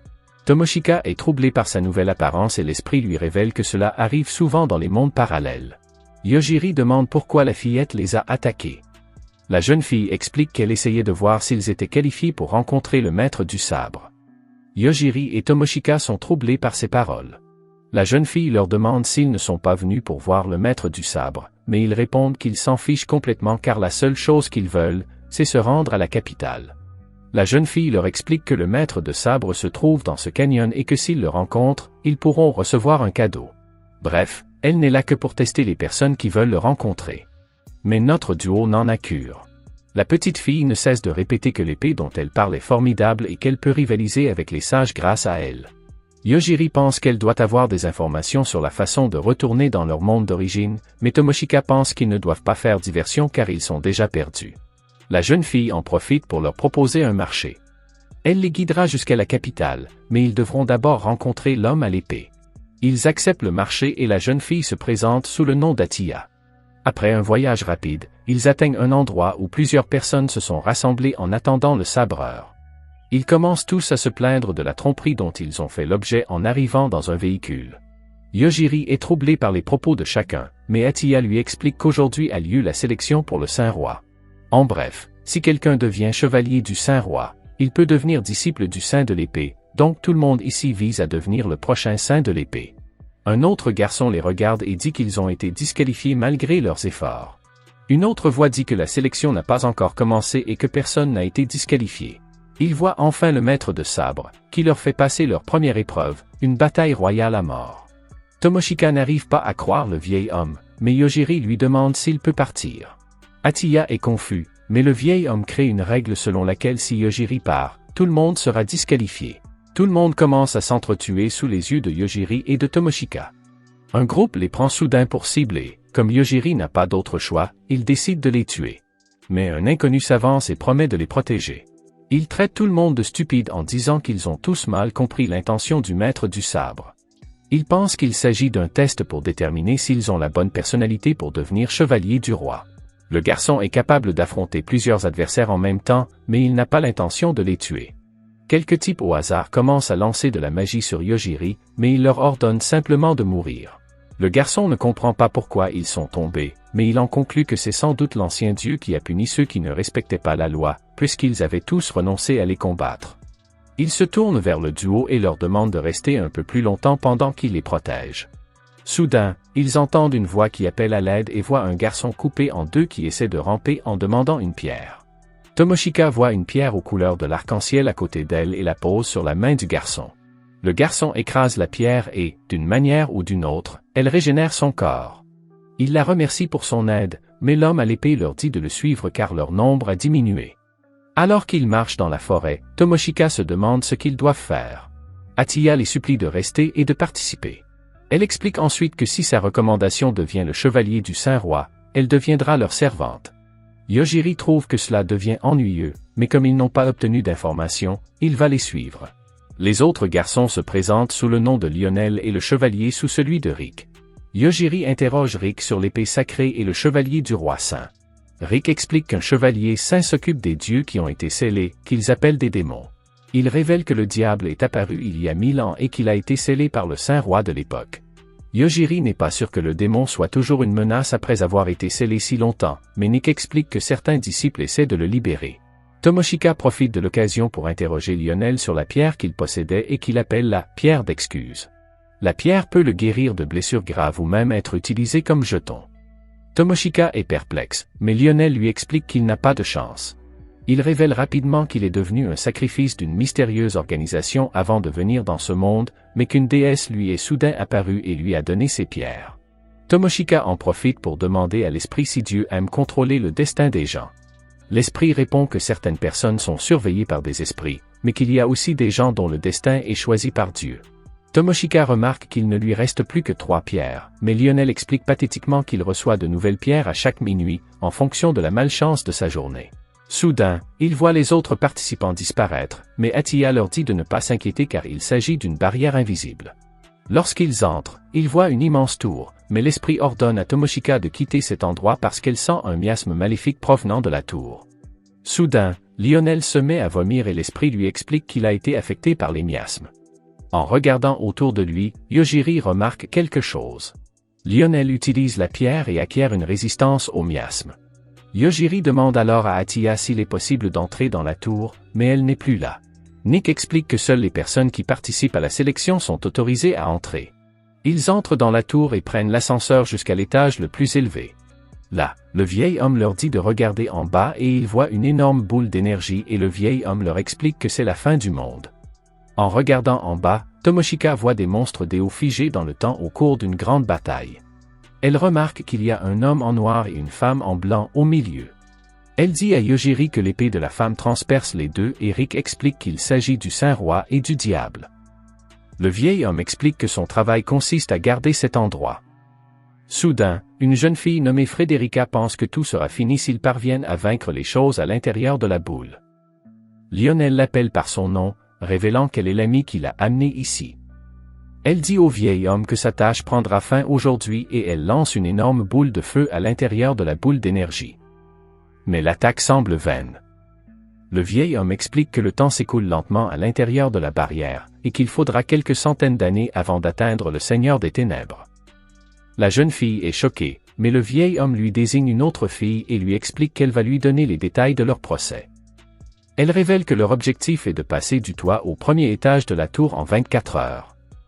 L'une des filles demande si elles peuvent sauter du toit, mais l'autre répond qu'elles doivent d'abord accumuler 100 points à l'intérieur de la tour. Le duo se rend compte qu'il ne l'a jamais vu auparavant, mais remarque que d'autres participants ont été ajoutés. Tomoshika n'en tient pas compte et demande si Yojiri ne peut pas tuer le dieu des ténèbres avec sa capacité, mais il se rend compte qu'il n'a aucune raison de le faire, alors il profite du spectacle. Il révèle ensuite qu'il a essayé de tuer la source du miasme et qu'il a tué le dieu des ténèbres. Il décide alors d'entrer dans la tour pour atteindre l'étage inférieur et partir. Les deux autres tentent de les suivre, mais l'ami de Lionel leur dit de s'arrêter et elle lui demande ses pierres spéciales pour restaurer son pouvoir magique. Il lui tend une pierre en lui expliquant qu'elle ne peut être utilisée que par lui. Voyant qu'elle ne peut pas l'utiliser, la fille jette la pierre et se plaint qu'il la suive alors qu'il est inutile. Une fois à l'intérieur, il voit plusieurs participants sur le sol. Rick mentionne que la tour devrait être pleine de monstres et de pièges, mais qu'il devrait être facile d'en venir à bout puisqu'ils sont au dernier niveau. Il leur dit d'éviter les pièges qui n'ont pas encore été activés, mais Lionel tombe immédiatement dedans et se fait transpercer par un javelot. Heureusement, il guérit immédiatement grâce à un cristal. Malgré l'avertissement de Rick d'attendre, Lionel décide d'ouvrir une porte et d'entrer dans la pièce, mais la porte se referme et on n'entend plus que les cris de Lionel et des bruits de coups de couteau. Il force l'entrée, mais trouve une fille habillée en femme de chambre à l'intérieur de la pièce. Rick la reconnaît comme étant Teresa et lui demande ce qui se passe. Elle lui demande de ne pas la juger car ce n'est qu'une autre façon de marquer des points. Rick ne comprend pas pourquoi Teresa est dans la tour alors qu'elle est déjà chevalier, mais elle révèle que ses qualifications ont été annulées après avoir tué trop de gens par erreur et que c'est pour cela qu'elle est à nouveau testée. Rick demande à tout le monde de s'échapper, mais Tamashiko fait remarquer que c'est impossible car la pièce est remplie de câbles fins. Teresa remarque qu'elle a de beaux yeux et elle est déçue car ils ne sont pas tombés dans son piège. Rick décide alors de retenir Teresa pendant que Tamashiko et Yojiri trouvent un moyen de s'échapper. Teresa commence à attaquer avec ses fils, affirmant qu'un chevalier du Saint-Roi doit être la personne la plus forte du monde. Tamashiko remarque que Rick utilise son bouclier pour bloquer les attaques et pense que Teresa est beaucoup plus forte. Elle ne fait que jouer, alors que Rick doit faire de son mieux pour bloquer les attaques. Cependant, Yojiri décide de gâcher le plaisir et ordonne à Teresa de mourir. Elle s'écroule sur le sol, choquant tout le monde. Yojiri change de sujet et demande si la main qu'il vient de trouver appartient à Lionel. Tamashiko commence à regarder autour d'elle et trouve Lionel au bord de la mort, suppliant qu'on lui rende le cristal. Le groupe continue et atteint l'étage 98 où ils rencontrent une fille qui leur explique qu'il s'agit d'une zone d'hébergement sécurisée pour tout le monde. Yojiri en profite pour suggérer au groupe de se séparer car ils risquent de devoir s'entretuer lors d'un test. Rick accepte, tout en précisant qu'il ne s'attendait pas à ce que cette épreuve soit aussi cruelle. Il demande s'ils seront en sécurité et Yojiri révèle qu'il sera avec Tamashiko. Lionel veut attendre minuit pour faire le plein de cristaux et demande une chambre pour se reposer. Tamashiko et Yojiri restent seuls et il lui demande si elle veut se reposer. Mais il y a un problème, il n'y a qu'une seule chambre disponible. Notre garçon prend la chambre et trouve un lit double. Tamashiko lui rappelle l'esprit de son ancêtre, toujours présent, mais l'esprit lui dit de s'amuser en se cachant dans le mur. Tamashiko commence à s'inquiéter lorsqu'elle voit Yojiri se déshabiller et mettre son pyjama. Puis il se met au lit et s'allonge comme une brique. Tamashiko n'arrive pas à croire que ce type veuille simplement dormir. « Qu'est-ce que tu fabriques, Yojiri ?» Pendant ce temps, Lionel attend les cristaux dans sa chambre. Il est heureux d'avoir réussi à survivre jusqu'ici, malgré le fait qu'il soit mort 15 fois. Il est enfin minuit et il reçoit son cristal, mais il se rend compte qu'au lieu de 10 cristaux, il en reçoit 100 dans le cadre d'un événement spécial avec un objet ultra rare. Il pense recevoir une arme ou quelque chose comme ça, mais au lieu de ça, il invoque une fille. Il ne comprend pas pourquoi il vient d'invoquer la déesse qu'il a réincarnée dans ce monde. Il pense qu'elle va se joindre à lui en tant qu'allié, mais elle lui révèle qu'elle n'est là que pour le contrôler. Malgré sa confusion, la déesse lui explique qu'elle a mis à jour son point de contrôle et que s'il meurt à nouveau, il pourra le faire. Pendant ce temps, le maître de l'épée veut savoir comment se déroule le test et elle explique qu'elle est inquiète car le nombre de morts ne correspond pas au nombre d'âmes. L'ancien lui dit de ne pas s'inquiéter car cela devrait suffire à maintenir la deuxième barrière. Pendant ce temps, une bagarre éclate dans un endroit quelconque. Une jeune fille se plaint du garçon qui l'attaque, mais celui-ci lui répond qu'il ne veut pas devenir un sage. La fille révèle qu'elle doit le tuer, mais il refuse, alors elle utilise son œil pour mesurer son pouvoir, confirmant qu'il a reçu ses pouvoirs de Dieu. Le garçon confirme, mais il révèle qu'il ne peut connaître son nom qu'en la regardant. Il tente de l'attaquer avec des tentacules magiques, mais la fille annule son attaque. Il devient fou et tente une autre attaque, mais elle l'annule en l'imitant. Elle prétend pouvoir faire la même chose que lui. Le garçon essaie de lancer un autre sort, mais rien ne se passe. Elle explique que Dieu peut donner et retirer des pouvoirs. Comme il ne peut plus utiliser la magie, le garçon décide d'utiliser son épée. Le garçon l'attaque, mais elle l'esquive et lui coupe la tête avec son couteau. Soudain, le couteau se met à parler, révélant qu'il a reçu une nouvelle mission. Elle doit maintenant se rendre à Anabusa et tuer Yojiri et Tamashiko. Soudain, elle entend une voix qui lui dit d'attendre et il s'avère que c'est Fatso, qui explique immédiatement que l'autre garçon l'a sauvé des monstres. Comme il n'a nulle part où aller, il veut devenir son serviteur. Pendant ce temps, dans la tour, l'esprit se dépêche de réveiller l'un des deux et c'est Tamashiko qui ouvre les yeux en premier pour constater que Yojiri est en train de faire ses rêves les plus fous. Tamashiko remarque que l'esprit a la moitié de son corps à l'intérieur du mur et demande ce qui se passe. L'esprit explique qu'il a remarqué que Yojiri s'accrochait à Tamashiko pendant qu'il dormait et qu'elle a essayé de leur donner un peu d'intimité, mais elle a essayé de passer à travers, se coinçant elle-même dans le mur. L'esprit révèle que la tour attire les âmes des morts en un seul endroit, de sorte que les murs et les planchers essaient de l'absorber. Yojiri se réveille enfin et l'esprit lui demande s'il peut l'aider. Yojiri essaie de tuer la fonction d'absorption de la tour, mais l'esprit est finalement absorbé par le mur et Tamashiko lui dit au revoir. Yojiri touche le mur pour rétrécir la cible et active sa capacité. L'esprit parvient à sortir du mur et elle se demande pourquoi ils essaient de collecter les âmes des morts. Yojiri pense que ce test a un but caché et il dit à Tamashiko de se préparer parce qu'il tuera toute personne qui se montre hostile sans même lui demander son avis. Elle est confuse car c'est ce qu'il fait d'habitude, mais Yojiri explique qu'il essaie d'éviter de tuer autant que possible. Les autres participants vont essayer de les tuer, alors il ne peut plus se retenir. Tamashiko pense qu'il est trop tard pour le dire car elle est déjà prête. Elle le surprend alors en affirmant qu'il a utilisé son pouvoir pour la sauver, ce qui fait rougir Yojiri, qui se retourne en disant qu'il a faim et appelle le room service. Pendant ce temps, l'autre fille se trouve dans le canyon et rencontre le dragon d'or. Le gros garçon lui dit de s'enfuir parce qu'elle ne peut pas utiliser ses compétences pour gagner contre un dragon, mais elle pense que c'est facile parce qu'il est impossible qu'un énorme dragon puisse voler. Soudain, le dragon tombe et elle révèle que sa capacité est de simplement changer les événements tant qu'elle y croit. Mais elle ne peut pas influencer ce qui a une grande valeur de destin. Le dragon parvient à se relever et à mordre le bras de Fatso, mais la jeune fille lui coupe la tête. Soudain, un attaquant apparaît et commence à absorber les informations du dragon. L'attaquant s'enfuit soudainement et Fatso aperçoit une tour de loin. Elle décide de vérifier la tour pour trouver Yojiri, mais le gros homme refuse, expliquant qu'il sera tué. Pendant ce temps, Yojiri et Tamashiko poursuivent leur chemin à l'intérieur de la tour. Soudain, un homme apparaît et lui dit d'arrêter de tricher. Il lui explique que c'est lui qui a construit cette tour et qu'il peut apparaître où il veut. Tamashiko se plaint que c'est aussi de la triche, mais l'homme dit qu'il a eu du mal à trouver des pièges. Yojiri explique qu'ils veulent juste quitter la tour, mais l'homme répond qu'ils ne peuvent pas partir et il révèle que cette tour existe pour maintenir la barrière qui scelle le Dark God, donc Yojiri ne peut pas la détruire. Yojiri tente de conclure un marché. S'il les laisse partir, rien ne se passera, mais le garçon ne le croit pas car il pourrait être l'un des pions du dieu des ténèbres.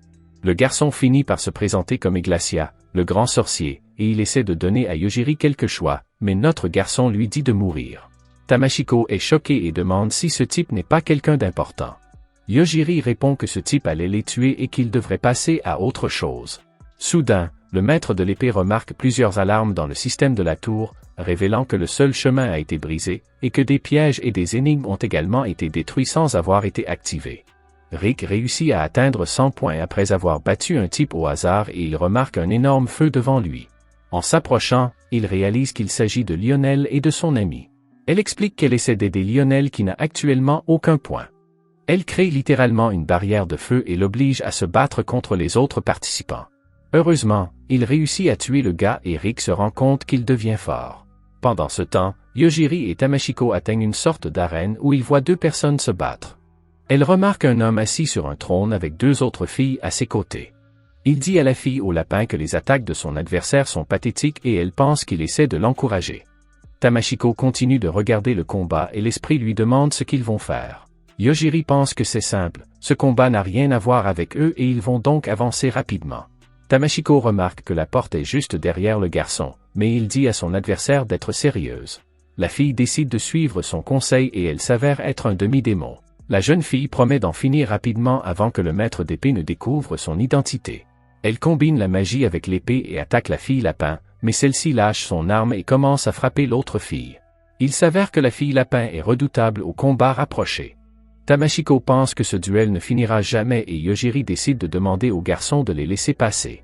Le garçon sur le trône lui demande qui il est, mais Yojiri répond simplement qu'ils ne se mettront pas en travers de son chemin. L'homme refuse de les laisser passer car ses disciples n'ont pas assez de points, mais Yojiri pense qu'il ne devrait pas les combattre car lui et Tamashiko n'ont que 6 points ensemble. Le garçon panique en disant que c'est une raison pour laquelle il devrait se battre. Yojiri ne veut pas accumuler de points et veut simplement partir. Le garçon qui ne laisse passer personne. Yojiri demande à la fille et elle lui répond qu'il peut faire ce qu'il veut. Le garçon sur le trône pense que c'est l'occasion de voir un combat à 3. Si Yojiri gagne, il les laissera passer. Tamashiko commence à paniquer en mentionnant à quel point les talents de négociateur de Yojiri sont terribles. L'homme révèle alors qu'il veut garder la fille démon et Tamashiko pour lui. Il ordonne à ses filles de tuer Yojiri et de laisser les autres en vie, mais les filles tombent toutes au sol après que Yojiri leur a ordonné de mourir. Voyant qu'ils ont gagné, Yojiri et Tamashiko s'éloignent, mais le garçon refuse de se rendre. Il s'apprête à les attaquer, mais Yojiri ordonne sa mort. En partant, la fille démon demande si c'est bien Yojiri qui a tué tout le monde. Il le confirme et elle le supplie de l'aider. Yojiri n'est pas intéressé, mais Tamashiko lui dit d'au moins écouter sa requête. La jeune fille se présente comme Théodisia, une épéiste déguisée qui s'est infiltrée dans la tour pour tenter de retrouver sa sœur récemment disparue. Elle est venue ici parce qu'elle a entendu dire que son peuple était emprisonné dans la tour, et elle aimerait donc que Yojiri l'aide à la traverser et à retrouver sa sœur, mais l'aider signifierait aller à l'encontre du maître de l'épée. Yojiri et Tomoshika détruisent la tour petit à petit, se déclarant ainsi déjà ennemis du maître de sabre, même s'ils ne le voulaient pas. C'est pourquoi Yojiri est d'accord pour l'aider, mais il lui dit de ne pas trop compter sur ses compétences, car il ne fait que l'aider à rechercher sa sœur. Théodisia apprécie son offre d'aide, mais ils doivent trouver des indices pour savoir où chercher s'ils veulent partir à la recherche de sa sœur. Elle n'a pas beaucoup d'indices, mais pour une raison ou une autre, elle pense qu'il faut d'abord chercher dans les souterrains. C'est alors qu'ils sont rejoints par Rick, Frederica et Lionel qui, étonnamment, ont réussi à se rendre jusqu'ici sans mourir. Ils se rendent tous dans la salle suivante où le maître d'épée les attend et, voyant que 17 candidats ont réussi les épreuves, il s'apprête à proclamer le prochain roi divin. Mais avant de le faire, il est interrompu par les homonculus venus apporter une terrible nouvelle, la tour est tombée. Comme si quelqu'un lui avait dit de mourir, ils ont du mal à maintenir la première barrière et la seconde est largement instable. On ne sait pas combien de temps il leur reste avant que les sujets du Seigneur des Ténèbres ne parviennent à la briser. Au même moment, une lumière éclatante illumine la tour et ils découvrent que la tour a été complètement détruite ainsi que la première barrière, mais que la seconde barrière est encore à peine fonctionnelle. Celui qui est à l'origine de cette destruction pense qu'en détruisant la tour il se débarrasserait aussi de la barrière, mais elle semble être maintenue par des systèmes différents. Le maître d'armes savait que ce jour viendrait, mais il ne s'attendait pas à ce que ce soit si tôt. Il demande au candidat de l'aider à vaincre l'homme mystérieux, sinon l'humanité est condamnée. Yojiri suggère de prendre le maquis pendant que tout le monde est occupé à combattre le démon, et Tomoshika demande s'il ne va vraiment rien faire. S'il devait vaincre ce démon, cela attirerait probablement beaucoup d'attention indésirable sur eux, il est donc beaucoup plus pratique de laisser les autres faire le travail.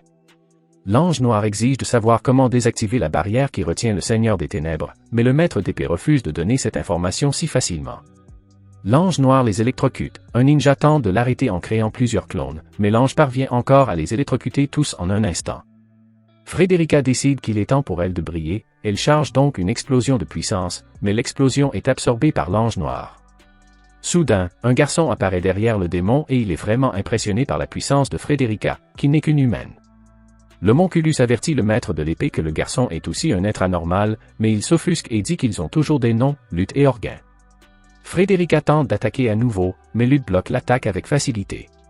Frederica se rend compte qu'il lui manque un bras et que Lutte l'a transformé en bonbon lorsqu'il l'a touché. Le garçon mange le bras transformé en bonbon sous ses yeux. Rick attaque avec son épée, mais il est lui aussi ridicule face à Lutte. À ce moment-là, Lionel reçoit une notification concernant une pierre ultra rare et décide qu'il n'y a pas de meilleur moment pour tenter sa chance. La déesse est à nouveau convoquée. Il ne pense pas qu'elle sera d'une grande aide, car la dernière fois elle était venue pour l'ennuyer, mais maintenant elle est vraiment prête à se battre. Ils s'attendent à ce que la déesse anéantisse l'ange noir, mais soudain Orgain s'agenouille devant elle et Lutte l'embrasse, car ils ne se sont pas vus depuis longtemps. Lionel se rend compte que sa rencontre avec la déesse est l'une des choses les plus malheureuses qui lui soit arrivée, car le but ultime de la déesse est en fait de détruire toute l'humanité. Pendant ce temps, Yojiri et les autres se dirigent vers le donjon depuis longtemps, mais ils n'ont pas l'air d'avancer vers leur objectif à en juger par la façon dont les choses se déroulent. C'est comme s'ils étaient coincés dans une boucle sans fin destinée à protéger quelque chose devant eux. Théo ressent soudain une petite quantité de magie appartenant à son peuple, alors Tomoshika demande à Yojiri s'il peut faire quelque chose, comme détruire le mécanisme qui les maintient coincés dans cette boucle. Il ne pense pas devoir le manipuler car il pourrait être très important, mais quelques instants plus tard, un slash inexplicable annule la boucle d'infini. Yojiri ne sait pas ce qui vient de se passer, mais comme il n'a rien eu à faire, il s'en accommode. Cependant, ce qui a créé ce slash est toujours en liberté et ils se rendent au sous-sol pour voir s'ils peuvent trouver les gens de Théo. Mais si vous avez appris quelque chose maintenant, le sous-sol abrite toujours les choses les plus horribles, comme l'amas de boue vivante qui était connu sous le nom des gens de Théo. Ils ont probablement été transformés de cette manière pour être vidés de leur magie, mais malgré cela, Théo est heureux que sa sœur ne fasse pas partie de ces gens. Elle les met hors d'état de nuire avec son épée. Tomoshika demande ce qu'ils vont faire maintenant et Yojiri répond qu'ils devraient retourner à la surface pour le moment. Théo, après ce qu'elle vient de voir, décide de tuer le maître du sabre de ses propres mains. À la surface, le maître de l'épée désigne Rick comme son successeur s'il lui arrivait quelque chose. Rick devrait être capable de résister à la puissance de la tour. Lionel se sent coupable d'avoir amené la déesse ici, alors que son but est d'anéantir toute l'humanité, mais même s'il mourait, il ne ferait que revenir au dernier point. Il demande donc à la déesse pourquoi elle fait tout cela. Elle lui explique qu'il y a longtemps, son fiancé a disparu sans rien lui dire. Il est en effet le Seigneur des Ténèbres, et après sa disparition, elle a envoyé un groupe de messagers à travers le monde pour le retrouver et elle a découvert qu'il était scellé. Elle s'est donc dit que si elle envoyait quelqu'un d'aussi malchanceux que Lionel ici, sa malchance pourrait déteindre sur lui et le maître de l'épée pourrait perdre pour une fois. Lionel savait qu'il n'avait pas de chance, mais il n'avait jamais pensé que cela pouvait servir d'atout pour détruire l'humanité. Elle utilise un miroir magique pour contrôler les personnes qui pourraient représenter la plus grande menace pour elle, mais pour une raison inconnue, elles semblent toutes être mortes de cause inconnue. Elle extrait le cœur de la barrière et se prépare à l'écraser pour faire revivre son bien-aimé. Yojiri et les autres reviennent à la surface au moment où la déesse brise le cœur de la barrière. Cependant, le Seigneur des Ténèbres tombe à terre parce que Yojiri l'a tué il y a longtemps et tout le monde est en état de choc. Théo saisit l'occasion pour couper la tête du maître de l'épée afin de se venger de ce qu'il a fait à son peuple. Pendant ce temps, le mystérieux envahisseur poignarde la déesse pour obtenir des informations. Les autres subordonnés du Seigneur des Ténèbres se préparent à se venger des humains pour la mort de leur seigneur, et comme les choses vont mal tourner s'il ne fait rien, Yojiri dit à Théo et Tomoshika de s'accrocher à lui pendant une seconde, puis il utilise sa capacité pour tuer tous les subordonnés du Seigneur des Ténèbres. Tomoshika demande ce qu'il doit faire de la déesse qui est devenue folle alliée à la mort de son bien-aimé. Yojiri n'éprouve aucune hostilité à son égard et ne voit donc aucune raison de la tuer. Au même moment, Aoi arrive et demande s'ils ont vu Yojiri. Rick rencontre Yojiri, mais ce n'est pas le meilleur moment pour chercher un ami, car ils sont un peu occupés. Elle décide de l'aider à terminer la bataille pour qu'il puisse d'abord trouver Yojiri. Elle l'informe qu'il est devenu le nouveau maître de l'épée et qu'il devrait donc avoir la puissance nécessaire pour tuer la déesse. Rick parvient à poignarder la déesse et à la tuer. Aoi voit enfin Yojiri et le scrute pour se faire une idée de ce qui l'attend, et elle regrette immédiatement d'être venue ici. La seule information qu'elle parvient à obtenir est qu'il n'y a rien qui puisse le battre. Elle se met à vomir et Yojiri lui demande si elle va bien, mais elle a trop peur de s'approcher de lui, alors elle invente une excuse en disant qu'elle voulait leur livrer le gros garçon. Mais Yojiri ne veut pas, et elle s'enfuit. Rick comprend que c'est Yojiri qui a tué le Seigneur des Ténèbres et tous ses subordonnés et que le pouvoir qu'il possède est incommensurable. Théo déclare qu'elle continuera à rechercher sa sœur pendant que Yojiri et Tomoshika se rendront à la capitale royale, et Rick leur fournit 2 charmes qui devraient leur permettre d'entrer en toute sécurité.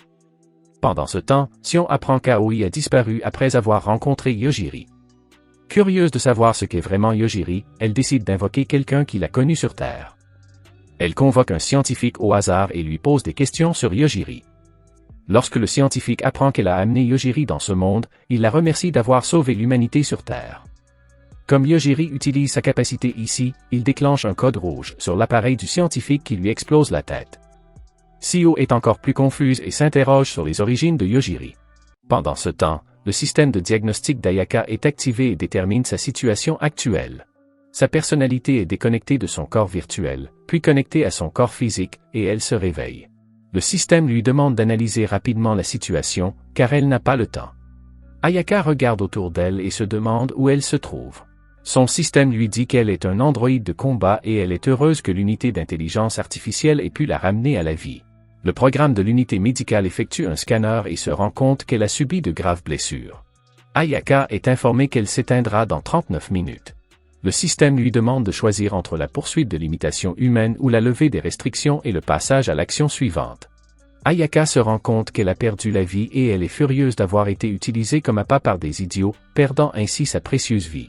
Le système prend cela comme un ordre de lever les restrictions humaines et lui dit de passer à l'action. Elle se demande ce qu'elle doit faire, et son système lui dit qu'ils auront besoin de beaucoup de matériel pour recouvrer sa santé. Ayaka aperçoit un dragon et son système de combat lui dit qu'ils peuvent l'utiliser pour faciliter sa guérison. Elle prend un peu de la peau du dragon et la consomme à contre-cœur. Un souvenir montre Asaka en train de servir la nourriture et Yojiri en train de la manger, mais il se plaint et lui dit que la nourriture est dégoûtante et trop collante. Elle le fait taire avec colère et lui dit qu'un garçon ne devrait jamais se plaindre de la nourriture qu'une fille lui prépare, parce qu'elle est inesthétique. Après le petit déjeuner, elle regarde ses instructions de travail et constate qu'il doit donner à Yojiri un minimum d'instructions, mais elle se fâche parce qu'elle ne sait pas comment s'y prendre. Elle espère qu'enseigner à Yojiri au niveau élémentaire sera suffisant. Yojiri est en train de résoudre quelques problèmes quand Asaka entend quelqu'un entrer dans la maison. Elle se demande de qui il peut s'agir et Yojiri lui dit que c'est peut-être le messager. Asaka ouvre la porte avec précaution et voit une jeune fille portant un sac. La jeune fille lui dit d'une voix robotique qu'elle est venue leur apporter leurs courses. Asaka se rend compte qu'elle est un robot et se demande s'il est prudent de laisser Yojiri grandir entouré de robots.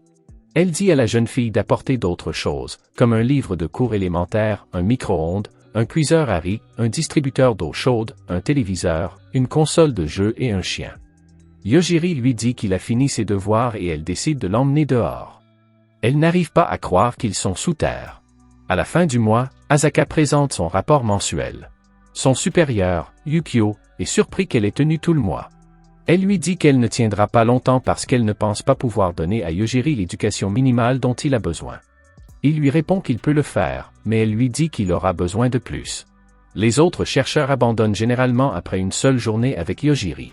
Asaka se souvient de son expérience et comprend pourquoi les autres ne tiennent qu'une journée. Yukio lui demande si elle déteste son travail et elle lui répond qu'elle le déteste passionnément et qu'elle se demande pourquoi elle doit être enfermée dans un tel endroit. Yukio lui dit que cela en vaut la peine. Il lui donne un paquet et elle se demande ce que c'est. Elle l'ouvre et il lui dit que c'est son salaire mensuel. Elle lui dit qu'aucune somme d'argent ne pourra la convaincre de continuer à travailler là. Yukio lui dit qu'elle peut partir si elle le souhaite et elle est surprise. Il lui demande si elle veut partir, mais elle s'inquiète pour Yojiri. Yukio lui dit qu'ils ont besoin d'elle pour ajouter son ingrédient spécial, l'amour. Elle soumet immédiatement une demande de vacances. Soudain, elle se réveille dans une cellule et se souvient d'être allée en ville. Elle a mangé et fait beaucoup de shopping. Elle a passé une nuit dans un hôtel de luxe, mais elle ne se souvient pas comment elle est arrivée dans cette cellule et se demande si elle s'est fait prendre. Une voix lui dit qu'ils ne lui feront pas de mal, mais que leur organisation détruit les anomalies et les scelle pour protéger le monde. Le lendemain, Yojiri demande à son robot où se trouve Asaka et celui-ci lui répond qu'Asaka est parti en vacances. Yojiri n'est pas content d'entendre cela. Il s'assoit dehors et lit en se demandant quand Asaka reviendra. Yojiri décide de retrouver Asaka seule. Il demande au robot où se trouve Asaka et elle lui répond qu'elle ne le sait pas. Il lui demande de lui amener les chercheurs qui savent où elle se trouve. Elle lui dit qu'il ne peut pas partir car la porte ne peut pas être ouverte de l'intérieur. Yojiri contacte la salle de contrôle et leur demande d'ouvrir la porte. Les scientifiques paniquent et décident de contacter Yukio qui se précipite dans la salle de contrôle et voit tout le monde affalé sur le sol. Il demande à son collègue ce qui se passe et le scientifique lui dit que Yojiri contrôle mentalement le scientifique et que celui qui a essayé de l'arrêter a perdu conscience. Yukio est surpris que Yojiri puisse faire cela.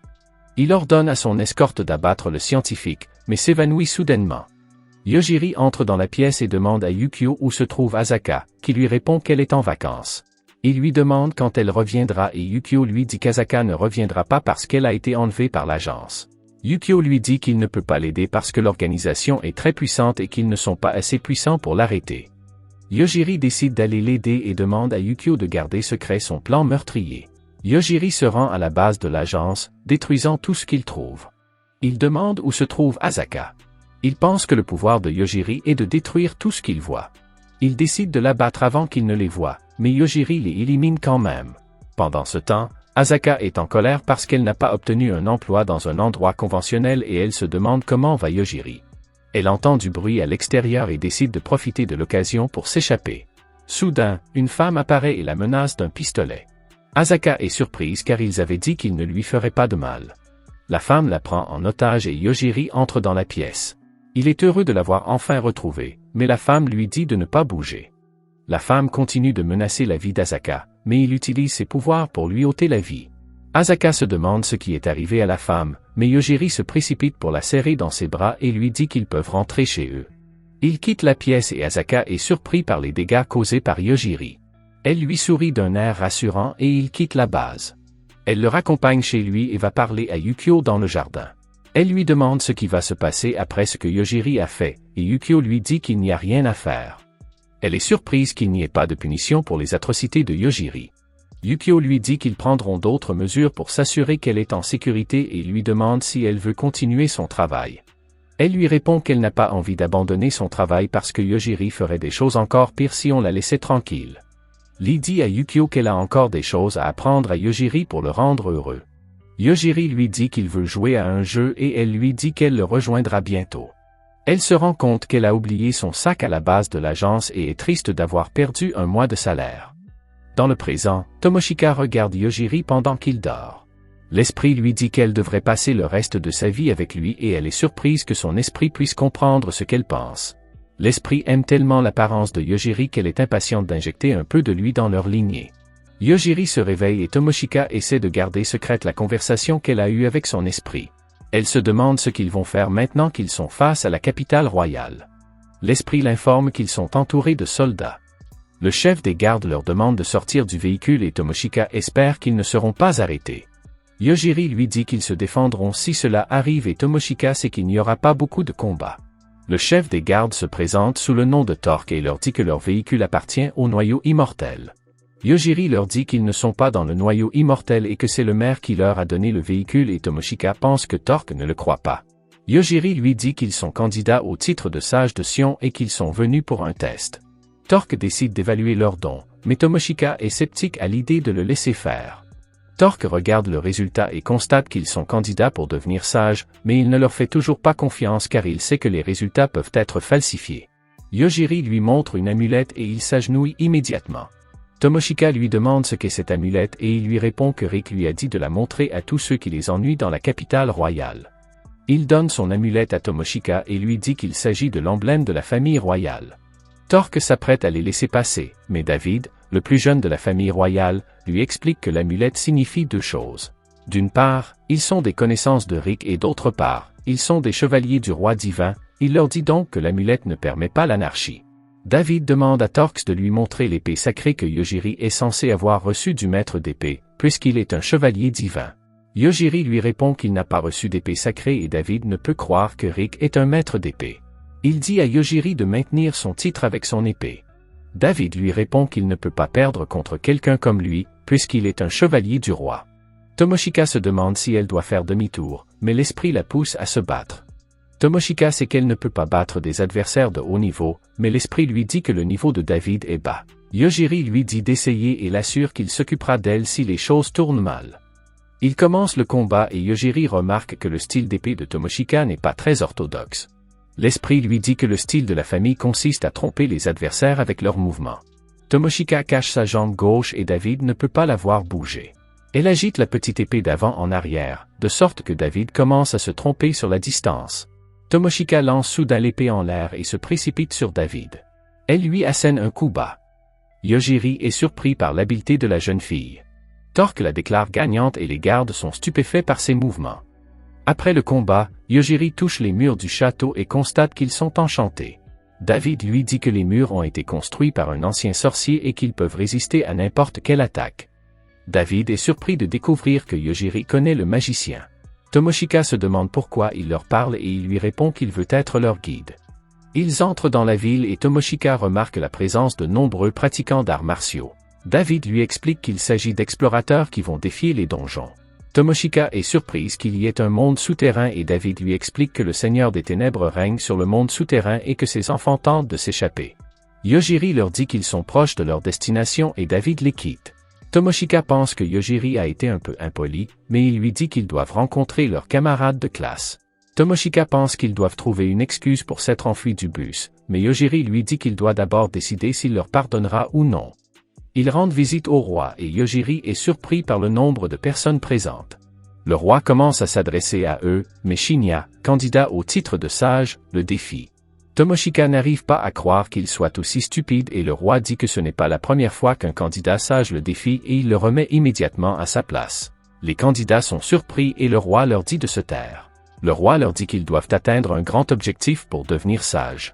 Nous voyons Sion marcher dans un champ herbeux et traverser une barrière menant à un espace blanc où se trouve Aoi qui a été complètement traumatisée par les horreurs qu'elle a vues lorsqu'elle a essayé de combattre Yojiri. Elle se met à hurler contre Sion pour avoir condamné ce monde à la mort par ses actions imprudentes en amenant Yojiri ici. Aoi ne veut rien savoir des missions impliquant Yojiri ou ses amis.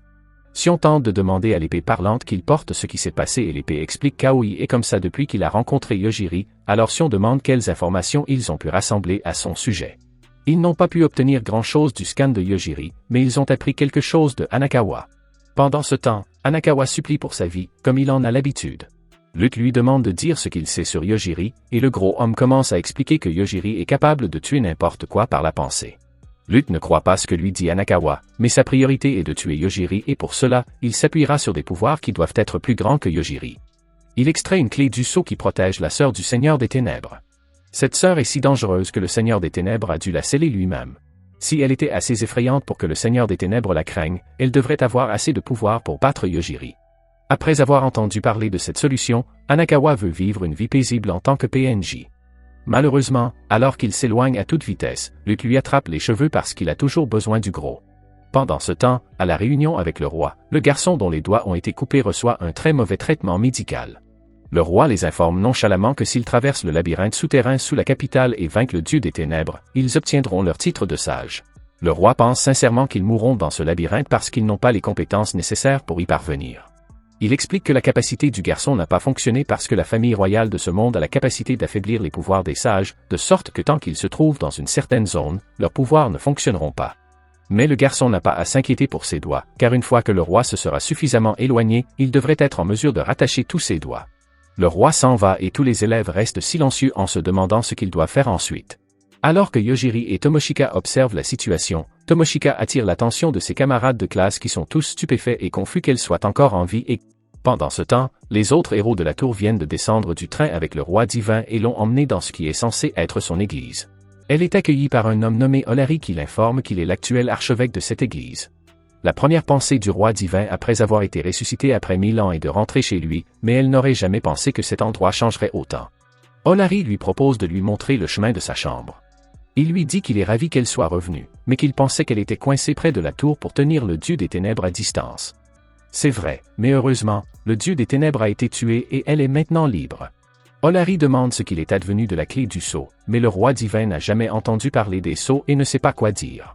Olari croit qu'elle ne sait rien, alors il sort un objet magique et l'utilise pour l'affaiblir. Yojiri et Tomoshika se disputent avec leur délégué de classe qui leur dit clairement qu'ils ne pensent pas que c'était une mauvaise décision de les laisser derrière. Tomoshika lui demande s'il regrette qu'ils aient survécu au dragon, mais avant qu'il ne puisse répondre, une autre camarade de classe s'approche et dit qu'ils ne devraient pas se battre les uns contre les autres dans un monde où ils ont si peu d'alliés. Yojiri n'a jamais été attentif en classe, il n'a donc aucune idée de l'identité de cette fille. Tomoshika l'informe qu'elle s'appelle Akino et que sur Terre, elle était une idole célèbre dans le show business, il n'est donc pas surprenant qu'elle soit très populaire parmi ses camarades de classe. Yazaki soutient qu'ils ne peuvent pas être sûrs de pouvoir leur faire confiance, mais elle lui fait remarquer qu'il ne dit cela que parce qu'il sait que s'il avait été placé dans la même situation qu'eux, il aurait sûrement déjà cherché à se venger. Il est clair que c'est Akino qui commande ici. Yazaki a perdu beaucoup de son influence sur la classe depuis un certain temps. Yojiri et Tomoshika sont acceptés dans le groupe, puis Yojiri se rend dans un salon avec d'autres garçons qui se plaignent que les filles sont autorisées à se déplacer librement entre le premier et le deuxième étage, mais que les garçons n'ont pas le droit d'entrer au deuxième étage pour quelque raison que ce soit. Ils se rendent compte que Yojiri n'a aucune idée de qui ils sont, ce qui est un peu pénible, car Izumida a fait beaucoup d'efforts pour parler à Yojiri sur Terre. Il dit à Yojiri qu'ils sont les perdants de la classe et suppose que Yojiri l'est aussi, puisque son don indique qu'il n'est qu'un chasseur d'insectes, ce qui signifie qu'il ne peut tuer que des insectes avec son talent. Les autres élèves ont des compétences allant de la lecture de livres à la cuisine. Quelqu'un frappe à la porte et c'est un autre garçon nommé Fuke qui veut parler à Yojiri. Pendant ce temps, à l'étage, on découvre pourquoi les garçons sont interdits de monter au deuxième étage et c'est principalement à cause des personnes qui ont des compétences de pervers. Il y a 3 garçons dans la classe qui ont la capacité d'arrêter le temps, de regarder à travers les vêtements et le dernier a des tentacules. Les filles veulent donc les éviter à tout prix, mais c'est alors qu'ils frappent à la porte. Les 2 filles connaissent la vraie nature de Yojiri et sont venues se disputer avec Tomoshika à son sujet. En bas, Yojiri parle à Fuke et lui demande ce qu'il veut. Fuke lui répond en le qualifiant de dieu et en lui disant qu'il a lui aussi des pouvoirs surnaturels. Fuke explique que lorsqu'il était chargé de surveiller Yojiri, il n'était jamais autorisé à le regarder directement. Il arrache son propre œil et le pose sur la table. L'œil était capable de détecter le surnaturel, donc s'il avait regardé Yojiri directement, il aurait probablement été traumatisé comme la pauvre Aoi. Yojiri ramasse l'œil qu'il a laissé sur la table et demande aux autres gars s'ils veulent le garder, ce qu'ils ne font pas. Tomoshila entre ensuite, accompagnée des 2 autres filles, et demande à parler à Yojiri. Elles sortent et Ryuko s'excuse pour ce qu'elle a fait. Elle exhorte Carole à faire de même, car maintenant que Yojiri a ouvert la première porte, il peut tuer n'importe qui. Si les filles se retournent contre lui, il pourra se débarrasser d'elles quand il le voudra. Carole trouve amusant de voir Ryuko devenir folle comme ça alors qu'elle est d'habitude si calme et Yojiri se rend compte que ces 2 filles l'observent. Carole fait partie de l'organisation, Ryuko de l'Institut et Fuke d'une secte qui le vénère. Il savait que des gens le surveillaient, mais il n'aurait jamais pensé qu'il y avait 3 sectes distinctes. Carole change de sujet et pose des questions sur la relation entre Yojiri et Tomoshika et demande s'ils ont fait de la Zumba. Tomoshika nie rapidement, mais Yojiri ignore la question et se contente de demander ce qui va se passer ensuite. Ailleurs, Euphemia est assise sur un rocher et regrette sa sœur Théo, lorsqu'un vampire s'approche d'elle et proclame qu'il deviendra le chef de la lignée en la tuant et même si elle ne le veut pas vraiment, Euphemia est obligée de la tuer pour se défendre. Pendant ce temps, Yojiri et Tomoshika apprennent tout ce qui s'est passé récemment dans la classe. Ils découvrent que la capacité d'Akino leur permet de limiter l'utilisation de leurs compétences, en particulier celle des sales gosses.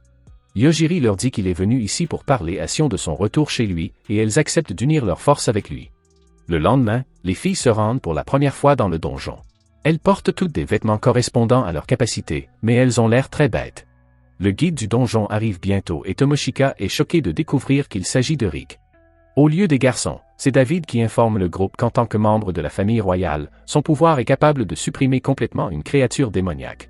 Haruto demande à supprimer son pouvoir pour qu'ils puissent tester leur capacité contre une créature démoniaque. Le combat commence et Yojiri esquive les attaques d'un démon singe, qu'il tue d'un coup de couteau à la tête, laissant les autres impressionnés. En ville, Anakawa est en larmes alors qu'il se promène avec Lutte. Comme Anakawa se plaint qu'il préférerait voyager avec une fille, Lutte se déguise en fille et demande s'il y a une sorte de festival ici, car les gens semblent très animés. Anakawa commence à se moquer de Lutte parce qu'il ne connaît rien à la vie urbaine. Quoi qu'il en soit, la sœur du dieu des ténèbres devrait se trouver quelque part dans la capitale, ils devront donc chercher jusqu'à ce qu'ils la trouvent. Euphemia se promène actuellement dans les bois après avoir été promue reine de sang par accident. Elle manque de se faire écraser par un cheval, mais elle l'arrête. Une petite fille s'excuse d'avoir perdu le contrôle du cheval, mais Euphemia la regarde et s'incline immédiatement devant elle, car la petite fille est le clone que Lan avait créé avant de mourir. La fillette n'a toujours pas de nom, elle s'en invente un sur le champ et décide qu'elle s'appellera désormais Risley. Dans la capitale, Lutte et Anakawa se rendent dans une taverne locale pour obtenir des informations sur l'endroit où se trouve la sœur du dieu des ténèbres. Lutte demande à une serveuse la raison de la fête, et elle explique que c'est pour célébrer le fait que les candidats sages sont tous venus à la capitale et se trouvent au 5e étage du labyrinthe. Après avoir appris cela, Anakawa regarde autour de lui et remarque que des camarades de classe sont assis devant eux. Lutte utilise un sort de camouflage pour éviter d'être reconnu, mais Ayako entre soudain dans la taverne et commence immédiatement à frapper l'un d'entre eux. Personne ne peut l'arrêter et une fois qu'elle a complètement détruit le crâne du garçon, elle déclare qu'elle tuera un de ses camarades de classe chaque jour pour se venger.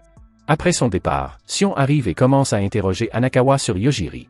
Il lui dit tout ce qu'il sait et une fois qu'il ne lui est plus utile, Sion se prépare à utiliser son rayon de la mort pour le tuer, mais cela ne fonctionne pas et elle le recouvre de crème. Anakawa réussit à vivre un jour de plus. Plus tard, Yojiri et les autres planifient le meilleur moyen de trouver Sion et, comme elle se montrera s'ils ne deviennent pas sages, Yojiri pense que c'est le moyen le plus sûr de la rencontrer. Pendant ce temps, Sion et ses sbires décident de ce qu'ils vont faire de Yojiri. Elle demande donc à Haruto de l'aider à se débarrasser de lui en échange d'une prolongation de la date limite pour que les autres deviennent sages. Si vous voulez le 10e épisode de cet anime fantastique, commentez cette vidéo, abonnez-vous et laissez un like. Merci d'avoir regardé cette vidéo.